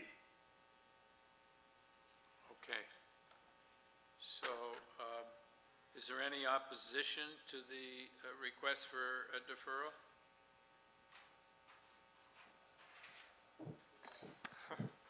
Yeah. So are you, as the applicant, asking for the deferral? Because I think we were told, and what's here in writing, is that the counselor was requesting a deferral. Yes, in light of what ECS is now requesting, meaning this is a application that has gone to TLAB for a previous approval for both the consents and the minor variances. So what we were coming back for today was just the consents due to a lapsed condition from the 1 year under the Planning Act. That condition we had trouble with dealt with servicing. We believed, as per the December 20th memo, we were okay with the servicing based upon some revised plans that were submitted. And we were looking to proceed today based upon the comments from ECS on December 20th. But now, in light of ECS essentially saying they're willing to re-examine the full package, because essentially ECS won't take the time to spend 30, 40 hours addressing a servicing proposal unless something is approved, basically because they just really don't have the time or the manpower to put that much effort into sort of a proposed concept. In light of this being already approved at the TLAB for the consent and us having filed drawings with them, it is my understanding that ECS would like to have pre-approval of our servicing drawings before we come back to committee. To be honest, I actually don't mind that. I don't think that's the worst idea. In light of also some new requirements that have come out for servicing separation. So the issue we've had for servicing over the last 3 years is the separation between the water that will be proposed on Memory and SEARS and the sanitation that is there. In light of new requirements that came out last week for separation, we will be able to meet those. And I believe that is part of the request that came from that came from ECS, is we will be able to meet the separation requirements for servicing. So I actually don't think it's a bad thing for us to be able to go back and have the full servicing approved before we were to come back, rather than it being a condition of approval with us taking the chance of it not being able to be fulfilled again within a year and then having to come back again. Okay, so we have some people in opposition, so we should speak to them and see what their position is on the deferral. Before that, panel members, do you have any questions of Mr. Benskowski? Okay, so can we go to Yves Levine? Through you, Mr. Chair. So we had Councillor Fletcher on the line. However, I believe she has left the meeting. She did request that we call her, though, if she's not available. But out of the other three, we only have one individual who's present right now, and that's Douglas Wilkins. Okay. So do you want to call Councillor Fletcher? Can we deal with Mr. Wilkins before? Yep, so I'll unmute. So you try and get Councillor Fletcher, and we'll have Mr. Wilkins speak. Okay. Mr. Wilkins, are you on? Can you hear me? Yes. Okay. So the applicant is requesting a deferral, and so is the councillor. I don't know who the councillor is speaking on behalf of, but apparently she's requesting a deferral. Did you hear Mr. Benskowski's comments? Yes, I did. I just, maybe if you can answer a question for me briefly, does a deferral mean that we'd get notice and be able to come back again for the hearing once the yes, new notice of hearing?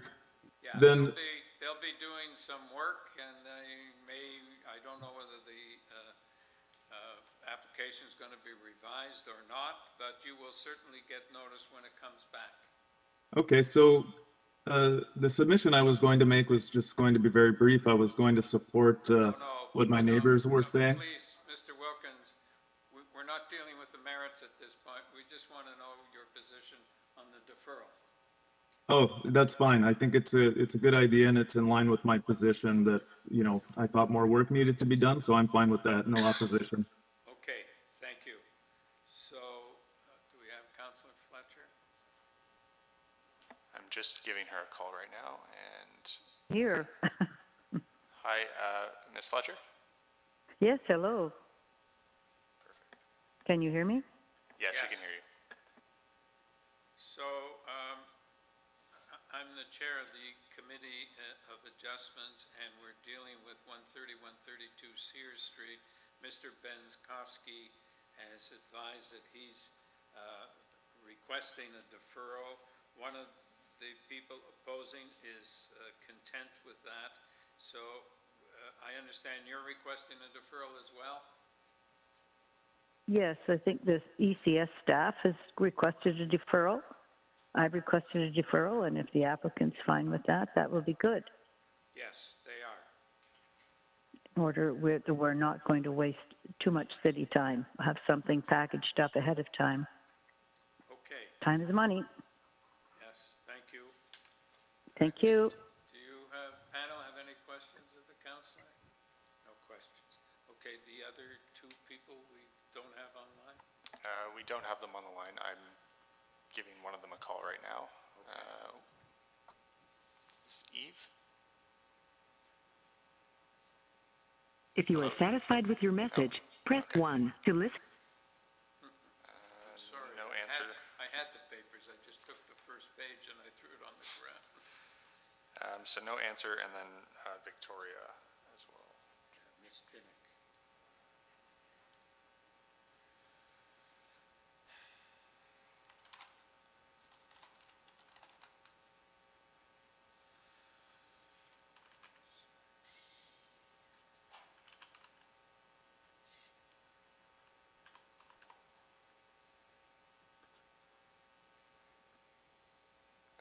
Victoria's present.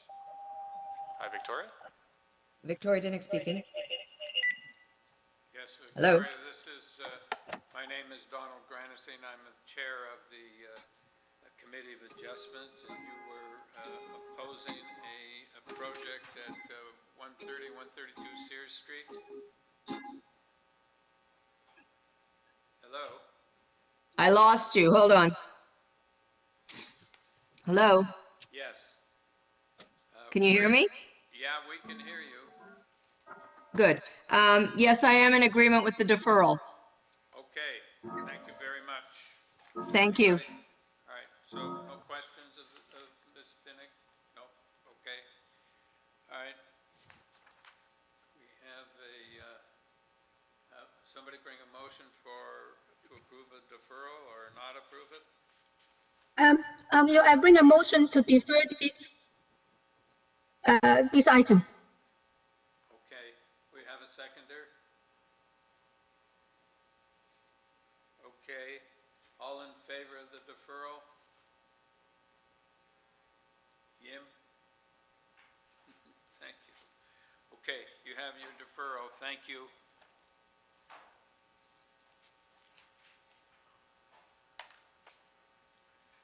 Number 35, 197, 197A, Hallam. Mr. Siffel, are you on the line? Yes, I am, sir. Okay, fine. Let us get this.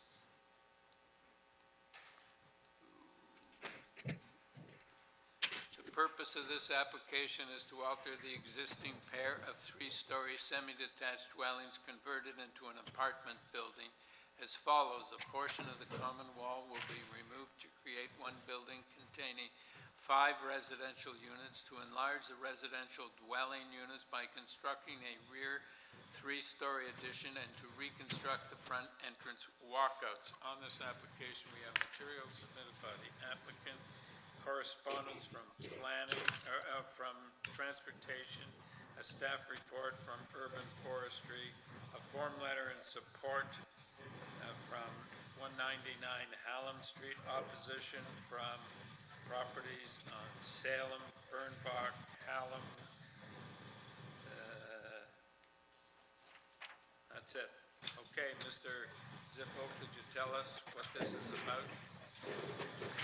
Yes, so my name is Eric Van Ziffel. I'm the architect for 197 Hallam and representing the owner at the Committee of Adjustment. Just a little bit of backstory on this project. The property is in need of some major renovations and upgrades. So we looked at the project. It's currently it's a pair of semis that have been split up into 5 units. And so our proposal was to reconfigure the entrance. So there's one primary entrance to the building. and then rebuild the main circulation stair so that it serves both sides of the existing semi. So a single stair versus 2 adjacent internal stairs. We've also proposed a modest extension, keeping in mind that the 14-meter depth requirement for an apartment building. And we deferred our previous hearing because we identified an issue with the zoning notice where it looked at the building as a single family dwelling, where it's clear that this is multi-unit. They're residential apartments currently, and we felt that it should be viewed as an apartment building, which is an allowed use under the zoning R designation. So basically, we're triggering a number of variances. Well, three variances really. I'll go through them. The first one being building depth. And I just want to point out that in our investigation of the site, we looked at the existing front face of building as being the front yard setback. So our measurements come off of the existing face of the building, and we identify a building depth of 14.64 meters. And we understand that, the zoning examiner has taken an average of both of the adjacent properties to determine building depth. I'd also like to point out that the 14.64 meter building depth is actually only on the second level. On the ground level and the third level, we're well within that 14 meters. Even when you take the front yard setback as an average of the 2 adjacent buildings. So we see this as being minor in nature, and what we're trying to do is, and the planning of this project, we're trying to really align it with the adjacent buildings. We just determined that we would seek this approval as an apartment building, which limits the depth to 14 meters versus a single family dwelling, which would allow for a 17-meter building depth, which is actually typical for all the properties to the west along Hallam. Most of them go much deeper into the site, up to 17 meters, some slightly more than 17 meters in terms of the building depth. So then we have a variance requirement for density. And again, initially we determined the density of this project as currently designed at being 1.04. So over the 0.6 allowed density. But when we view it as an apartment building, the square footage of the basement is also included in those numbers. And so it increased that number to 1.25. And I just want to point out that the actual form of the building, the sort of as viewed from the street, has changed very little. The front remains more or less exactly the same. We do push out and up at the rear, but I would say it's quite modest in terms of the scale. If we look at the elevations, you can see that other than the stair and the canopy / balcony above the stair, the facade of the building does not change. And then finally, the parking, which we're seeking zero parking based on the property owner on his desire to have a landscaped rear yard. He would like to eliminate parking if possible. We've included for permanent bicycle parking, which he's definitely on board with. He sees that this building is very well connected to the Bloor subway line. It's also well connected to cycling paths and other pedestrian amenities, and would prefer not to have cars parked in the rear yard. We have done an exercise, and we have have identified that we could park up to 3 vehicles in the rear yard if required. However, it's by far preferable to keep that landscaped open space as an amenity to the occupants of this building. I think that covers all of the variances that we're looking at. And I'm open to answering any questions. Oh, one last thing is I just want to also reiterate and point out that there are no variance requirements for any setbacks or height or lot coverage. So we feel that we're within the sort of buildable envelope as would be typical within the neighborhood on this specific site. So, Mr. Ziffel. Yes.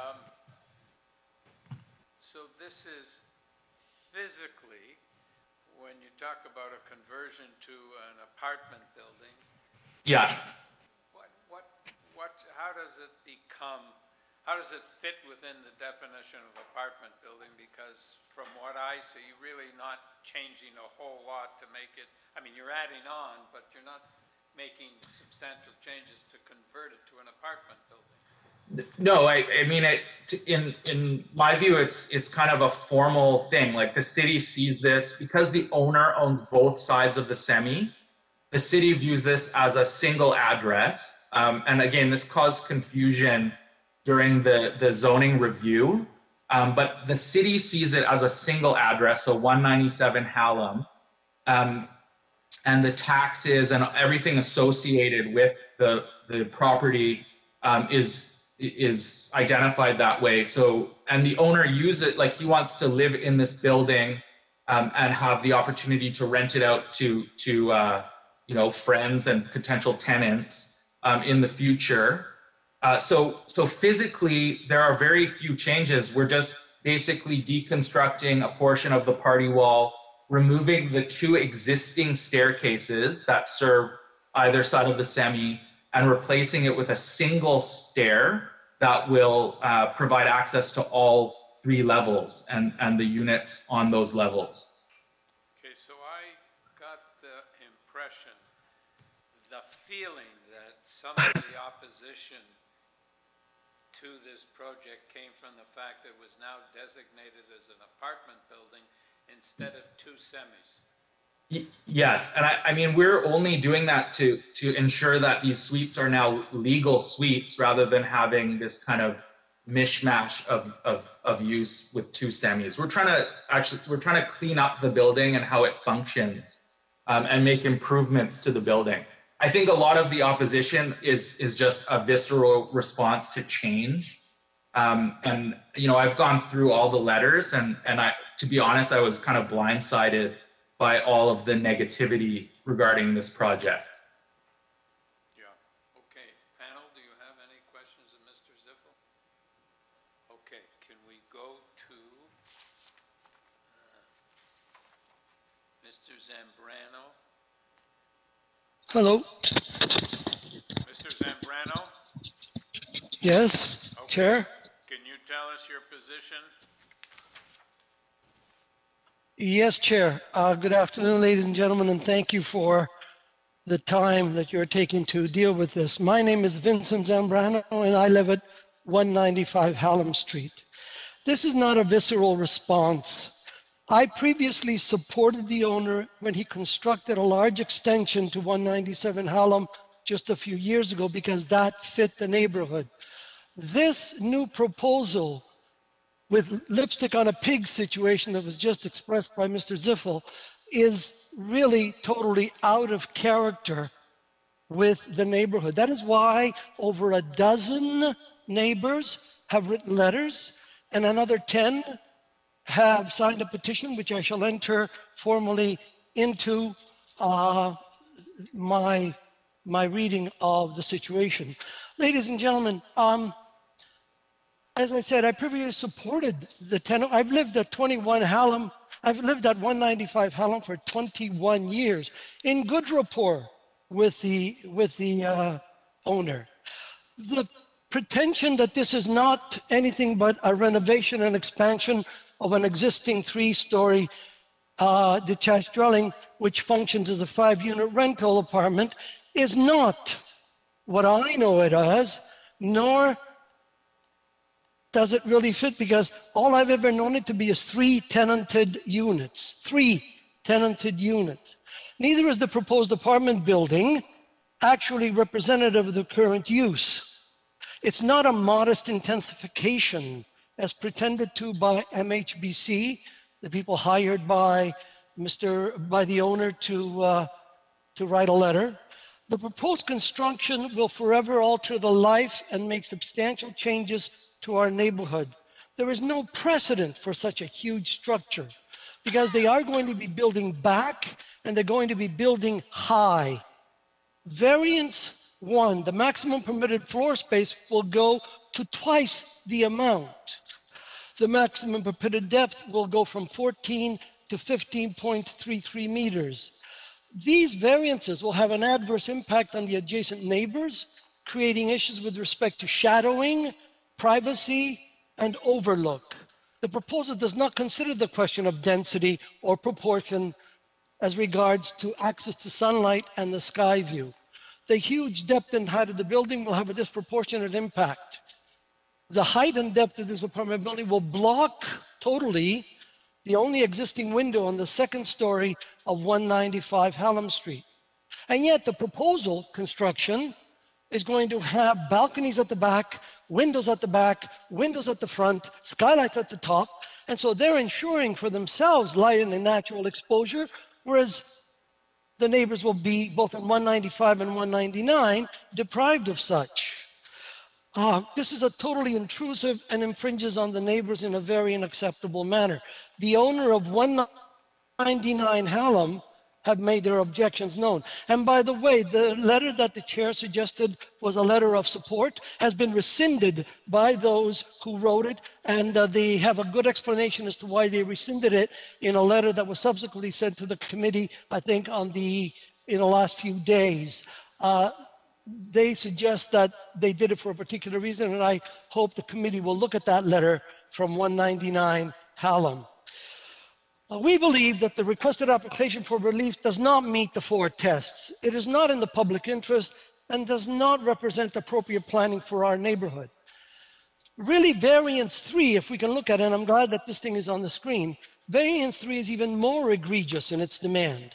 Despite the fact that they're suggesting that they want to keep the backyard as a nice place to sit and that there are 10 possible places for bicycles, the piece of land that's jutting out there that they suggest would be good enough for 3 parking spaces would barely fit 1 parking space, will infringe on 234 Salem on the south side, and is being considered without taking into account that 195 Hallam Street has a statutory right of way over that piece of extended property.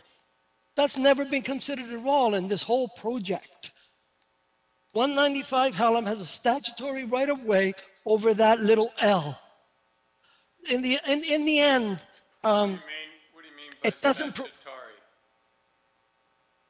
It's in my deed, Your Chair. No, that's not statutory, but you have a right of way over it, okay. Yep. So, but the owner of 234 has presented objection because, as you can see, that little space is going to be infringing upon 234.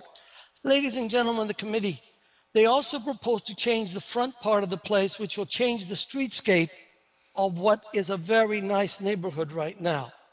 This proposal will create a life-changing event for the neighbors and for the whole neighborhood. It will alter the stability of our neighborhood's physical character forever. We, the neighbors, understand that the test for a development is not a test of no impact. But what is being proposed here is the type of impact that rises to the level of an adverse example of impact planning. The request by 197A and 197 is beyond the character of the neighborhood. We propose that the variances do not maintain the general intent and purpose of the zoning bylaw. The variances are not desirable for the appropriate development or use of the land, buildings, or structure, and the requested variances do not maintain the general intent. No neighbor supports this proposal. More than a dozen have signed letters to the committee. Mr. Zambrano, your time is up. I'm sorry, Chair. I just want to make one more point, if I may. I don't know what the protocol is, but the committee has had a demand by 1,220 Dufferin Street for a proposal that was very much the same. The committee rejected that proposal, and the appeal to TLAB was subsequently abandoned by the appellant. In conclusion, I believe the requested application for relief to the citywide zoning does not meet the 4 tests, not in the public interest, and does not represent good planning in this neighborhood. Therefore, it's respectfully requested that the Committee of Adjustment deny the variances, and I apologize to the committee for having taken a few minutes longer. I'm nervous, and this is very important to me and the rest of our neighbors. So I apologize if I... All right, thank you. Panel, do you have any questions of Mr. Zambrano? No? Okay. Ms. Radetsky? Yes, hello, can you hear me? Yes. Thank you for the pronunciation of my last name. Not very many people get the ski on that. Hello, and thank you for letting me speak. I live at 207 Hallam Street, just a few doors down from the property. And I too will be among those directly negatively impacted by the proposed application. For a very brief background, my parents purchased the house I live in 1953, and it has been in our family ever since. My mother particularly was very passionate about the neighborhood and about the beauty in the shared backyards that we were able to share and enjoy. They were also canvassed by the city in the 1950s to see whether a laneway would be inserted in this block to be able to allow for parking and for garages for those that would be wishing that. There was a vote, and my parents were among those that said at that time so few residents had vehicles that it wouldn't be necessary. So since that time, all of the residents on this block have had to rely on street parking or find some other means of being able to get vehicles by their residents. The variances requested, particularly those on parking, will be disastrous for those that are already living on the street with the challenges of parking. The current situation is terrible. There's not enough parking spots available close to residences for those who live here, let alone visitors. On our block, we have many that have mobility issues, and we have seniors, we have PSWs desperately trying to come and provide care for their patients. And at this point, right now, we can't even guarantee anyone able to park on the street. We're already bracing for the enormous impact of the giant development occurring at the Galleria at Dufferin and DuPont, which will be absolutely forcing traffic and overflow parking down to Hallam Street. With these additional vehicles, and it'll likely that people will have vehicles, it certainly is nice to propose that bicycle racks will work, but the reality is for those that can afford to live in downtown Toronto, they too very likely will have vehicles, and they would like to be able to have them anywhere near their homes. The usable parking spots on the south side of Hallam, right at that spot, are limited to 5 or 6 vehicles. Those parking spots are rarely available, and it's horrendous in the winter because you have to clear your vehicle out and with no guarantee of ever being able to park anywhere near your home. My car, over the years, I've lived in this neighborhood for over 40 years myself, and I've had my car broken into 2 separate times on the street, and I've had a hit and run. If I were to have to be able to park my car further and further away from my home, I would not be able to have any way of having camera surveillance anywhere near my property, and being fearful for my own safety, having to get myself into my home, let alone any people or parcels I need to be able to bring into my home. So I'm very, very concerned about this. I don't think it is in the spirit of the neighborhood. I don't think this is respecting or has any regard for the current neighbors or for the current neighborhood. And I would like to be on record to say that I am passionate about objecting to this, and it's not a visceral response to change. I live here and I've been inconvenienced by the challenges we face today. Please don't make it worse. Thank you. Thank you. Panel, do you have any questions of Mr. Ms. Radetzky? Okay. Mr. Ziffo, do you have some reply? Sure. I'd just like to start by saying, you know, like I actually truly appreciate the sort of passion behind these objections, although I can't help but feeling they're somewhat misdirected. When we, and actually like within our practice, we address directly many of the issues being raised. And with this project, we feel like we've actually done a really good job looking at some of these conditions. So I guess, I don't know, parking maybe is the first thing to talk about. The owner is not anticipating having a bunch of tenants who have cars and then can't find parking spaces. He's looking for future tenants that are interested in public transportation, walking, cycling, alternative methods of moving through the city. If a tenant does have a vehicle, they can apply for a street parking permit just like everybody else. If there are none available, then they have to rethink ownership of a vehicle. So we're trying to reduce the burden of vehicles on the city. Salem Avenue has a direct line connection to the Bloor subway. It's an amazing location in terms of city amenities. And then I guess to address some of the concerns about the built form, I just want to kind of reiterate that typically single family detached dwellings are allowed a 17-meter building depth. So this project sort of respects the adjacencies and is well within the physical depth of those buildings. And we do truly consider this as sort of minimal impact in terms of the built form. The building depth as identified on the zoning certificate or the zoning notice, is referencing a different front yard setback, first of all, so it makes that number slightly bigger. And it's also not acknowledging that the ground floor and the third floor are actually within the 14-meter depth allowance. And the rationale from our perspective for doing that was to allow for outdoor space, a terrace off the rear for the second level.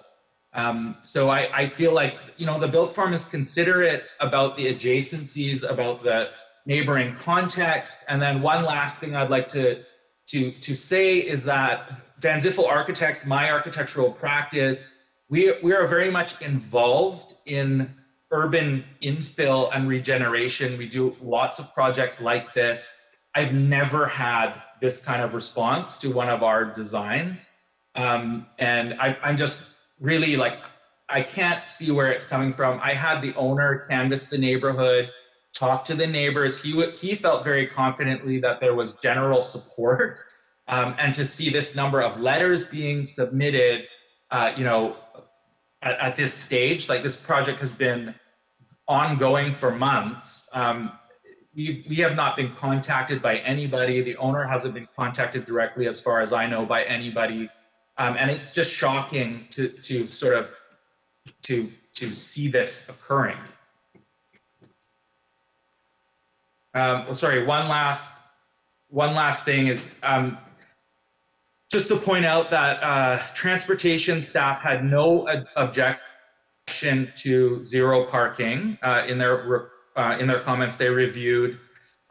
We also we don't see this as being overdevelopment in any sense, and city planning had no comments for this proposal either, which we take as an assumption that they're sort of okay with some of the decisions that we've made.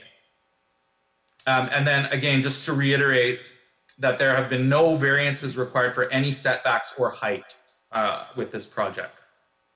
Mr. Ziffel, I wanted to ask you, and you just mentioned it Zambrano was complaining Yeah. about, seemed to be complaining about height, and I don't, first of all, it doesn't seem to be anything here that you're asking for a variance in height, so everything with respect to height is as There- of right. Yes, correct. There's no height variance, and we're within the height limits on this site. And I should also just reiterate that currently this is a 3-story building. The 3rd story is occupied as interior space. So we are kind of extending the roof slightly, but that's more because of structural requirements and sort of the technicalities of the building design. And we're not extending the height to kind of gain space or add another level or anything of that nature. Right, thank you. Panel, do you have any questions, Mr. Ziffel?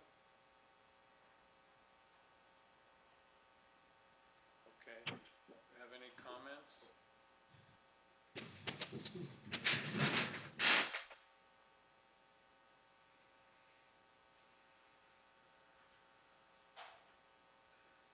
I'd just like to Well, say I agree with Mr. Ziffel that the opposition seems to be a little overblown in some respects, because I don't see that this is, I mean, they're adding on at the back, but they're not going back very far. And it didn't seem to me to be all that much of a change, and yet it sounded like they're building this TD tower or something there. So, and I couldn't get a hold of exactly what Mr. Zambrano was complaining about, because he wasn't very specific. He used sort of conclusionary words that this was a terrible project, but I didn't understand what that was all about. Ms. Radetsky, I suppose that parking, almost every application we get, parking is a concern. But this already has 5 units and no one has a car. So it's going to maintain 5 units, albeit they're going to be larger, and when they're larger, maybe they're going to rent to more affluent people who do have a car or want to have a car. So it's possible there's going to be a car or 2 added, but I don't think, didn't seem to me that it's going to be the end of the world if a car or 2, because there's a problem now with parking. Everywhere in the city there's a problem with parking. I think the parking problems are going to ease in the future because fewer and fewer people, young people, are even getting their licenses, never mind a car. So anyways, if you anybody else have any comments or? Yeah, well, I share your thoughts, Chair.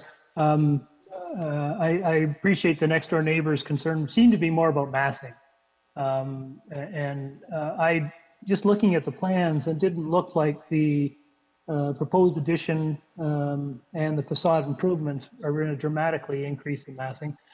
I think, we often see in this committee where we see single or semis made into 3 apartments, basement, main floor, and upper floor.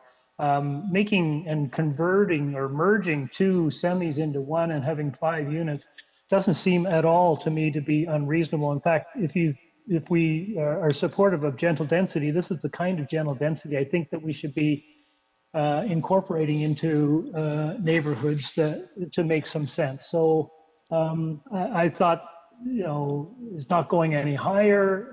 The depth is not extraordinary, particularly given you can't go back for 17 meters for a residential dwelling. I thought the plans, I looked at them in detail, they seem reasonable. I appreciate the neighborhood's concerns about, and it seems to come down to, change, no one wants change. I agree with your comments about parking. Not to support this one because I think it's in keeping with with the city's interest in introducing this kind of density into existing neighborhoods. So for that reason, I would be supportive of this application. to make a comment too about parking. It's just to remind people that also nowadays there are a lot of car share services and Uber and all that to eliminate the need of a car living in the city. And overall, I'm in support of the proposal because you look at the variances, they're not something that I will make it like break the proposal. Yeah. Okay, sit here. Can't hear you. I'd just like to support comments made by Mr. Clay. I think one of the things that throws people off right at the beginning is the idea that this is an apartment. And it conjures up in our minds a pretty substantial structure. As Mr. Clay pointed out, we've got two semis merged into one with 5 units in it, which is really not a substantial change at all, and it's not amassing in terms of number of occupants. So I do not see a problem with it. And the owner who rents the property presumably will be quite clear with his tenants or potential tenants. There's no parking, so get a bicycle and park it in the back. Okay, so do we have a motion? Go ahead, Zahir. It's okay, you go ahead. So I'll just, I'm happy. I don't think there are any conditions associated with this one. Transportation is okay. Planning hasn't given us any comments. So I think this is just a non-condition one. So I'll just move approval of this application. Forestry. Oh, is there one? Yeah, forestry 1. Forestry.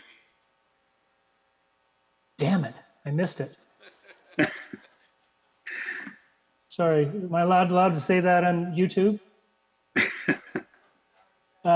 Yes, I move approval. I move approval of this application subject to forestry condition number 1. All right, do we have a seconder? I'll second that, Mr. Chair. All right, all in favor? All right, thank you. You have your approval, sir.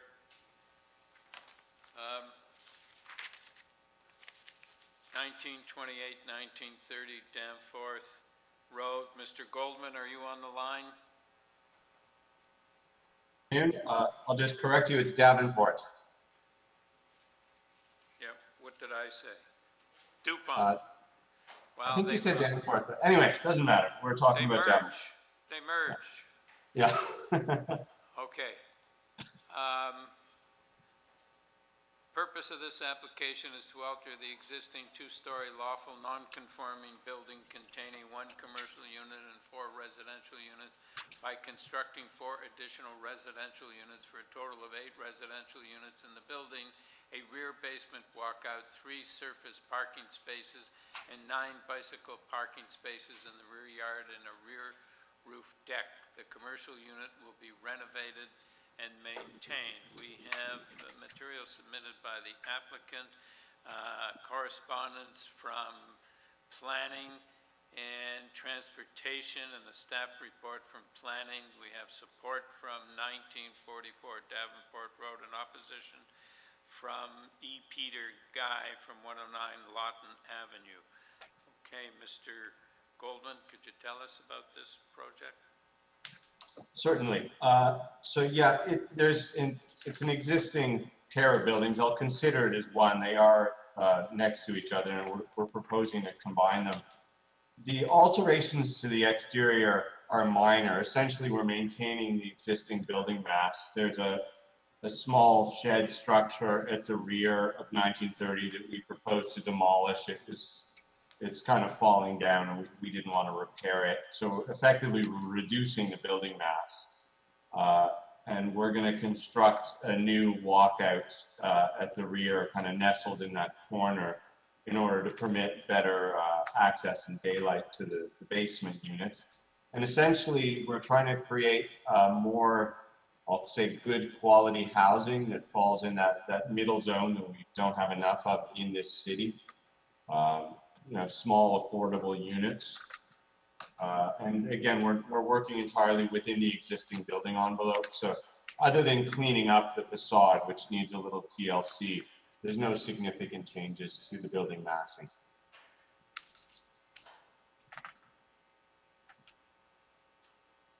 Okay. Panel, do you have any questions of Mr. Goldman? Did I lose the panel? Oh. Do we have any questions of Mr. Goldman? Just to confirm, so the commercial unit, there is, you're maintaining the first floor. Is it first floor commercial? Yes, that's correct. The first floor of 1930 had a commercial unit in it, and the intention is to maintain a commercial use in the more or less the same location. Okay, thank you. Okay. Any further comment? Any further questions or comments or a motion?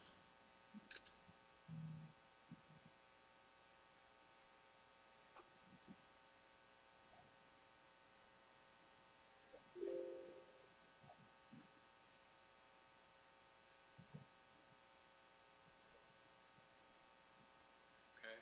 Do we have a motion, please?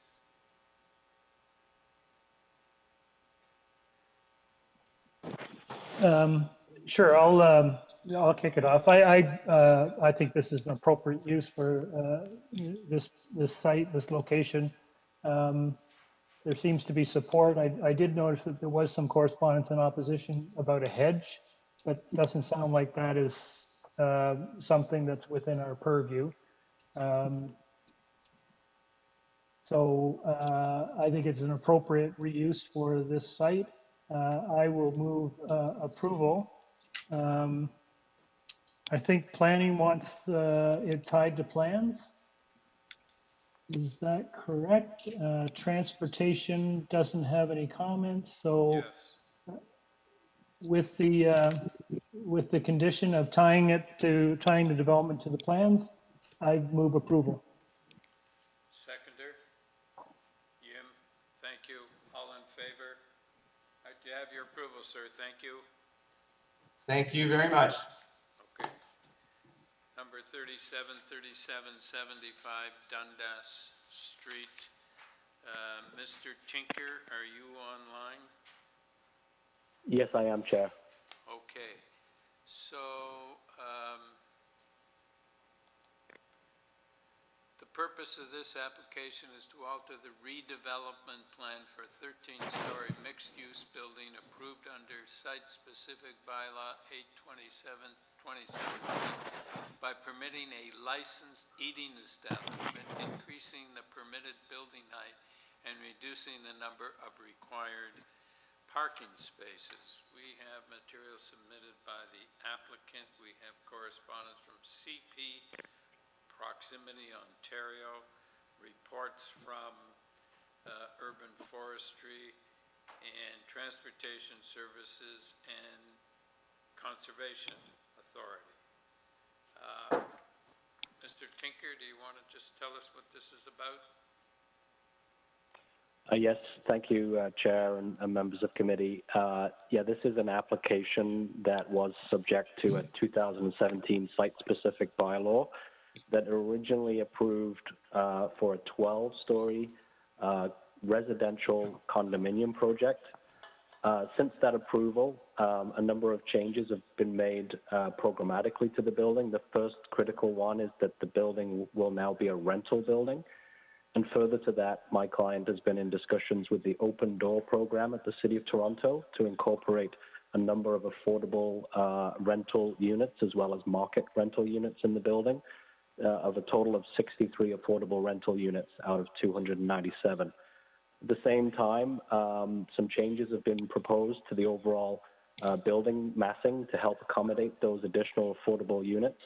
And as a result of those changes to the building massing, we are requesting an increase in height up to 13 stories from the original 12 stories, including some modifications to the sort of degree of stepping of the building. And that's illustrated in some of the visual material that we provided to you in the package. You'll see where we're sort of adding volume and where we're removing volume. I should point out that overall, we're not asking for any increase in density. It's just changes to the building envelope. We also were before you back in, or before the committee back on November the 4th, where the application at the suggestion of the committee was deferred until today. That was because originally our application was requesting changes to the parking ratios. We were asking for changes to the site-specific bylaw that had absolute parking numbers, and we were asking for revisions to ratios based on bedroom sizes. At that time, the committee secretary thought that it was more appropriate for the committee to be considering absolute reductions against absolute numbers in the parking rather than ratios. And so we were invited to come back with a revised wording of those variances, which we have before you today. We also reviewed that with committee staff to make sure it was before you in an appropriate manner, and also reviewed it with Transportation Services, who have issued an updated memo that secures certain conditions associated with those parking reductions. I am joined today, if there are any specific questions about the parking, by my colleague Doug Hall from BA Consulting, and he's available if you do have any questions. So as a result of the reduction in parking spaces, is there going to be a commercial portion of the parking garage? What will be happening is that the commercial and visitor requirements of this project will be a pooled approach. So there'll be 44 spaces that will be available for both residential visitors and commercial visitors. And that's been reviewed by Transportation, who have deemed that an appropriate supply and an appropriate provision with respect to both of those two needs. So that's the 44 parkings. So what I meant was, is there going to be, because what happens on some of these applications, we have to reduce the number of required parking spaces for residents or commercial visitors, is that a portion of the garage is turned into a commercial parking garage for because there's space available and they can't sell the spaces, or they can't assign them to a particular apartment, so they turn it into a commercial parking garage for just people on the street. Is that happening here? No, that's not my understanding. That's not happening. No, this is a pooled arrangement between that would be open to residential visitors and commercial users. So what happens to the extra space you're gaining by reducing the parking spaces? We wouldn't be building those underground parking spaces. We wouldn't be oversupplying the spaces. Oh, okay. All right. So I didn't realize that it wasn't built. Okay. Thank you. Panel, do you have any questions? No, just no. Okay. All right. So do you have any comments, or do we have a motion? I was just remembering, Yim, you and I were on, I think, the panel when this application came forward in the past, and I think we had a good conversation about it at that point, and we were generally supportive of it, with the exception of this confusion around absolute versus percentages of parking spaces, and it sounds like that has been resolved now to the satisfaction of planning staff. I will just make an observation / comment. It's great to see this number of units being 100% rental as opposed to condos. It's rental accommodation is something the city desperately needs, and it's really good to see a fairly significant portion of those rental being affordable. So kudos to the developer. That's a good thing for this area, and it's good to see. It seems like an overall good development, respectful. I note the location. It does oversee a ravine. I know you've had discussions with the residents below and trying to mitigate any of their concerns. So I think you've done as much as you can to satisfy those concerns, and I think it's a supportable application at this point. So would you bring a motion, Larry? Yes, I'd be happy to bring a motion. A motion to approve. There are conditions from transportation, which I heard the proponent say that they were comfortable with, so I'll just attach those conditions to that motion for approval. All right, seconder? Is it here? Fine. All in favor? All right, thank you. You have your approval, sir. Thank you very much. All right, and we are finished at 4:49 p.m. Thanks all. Well done, Chair.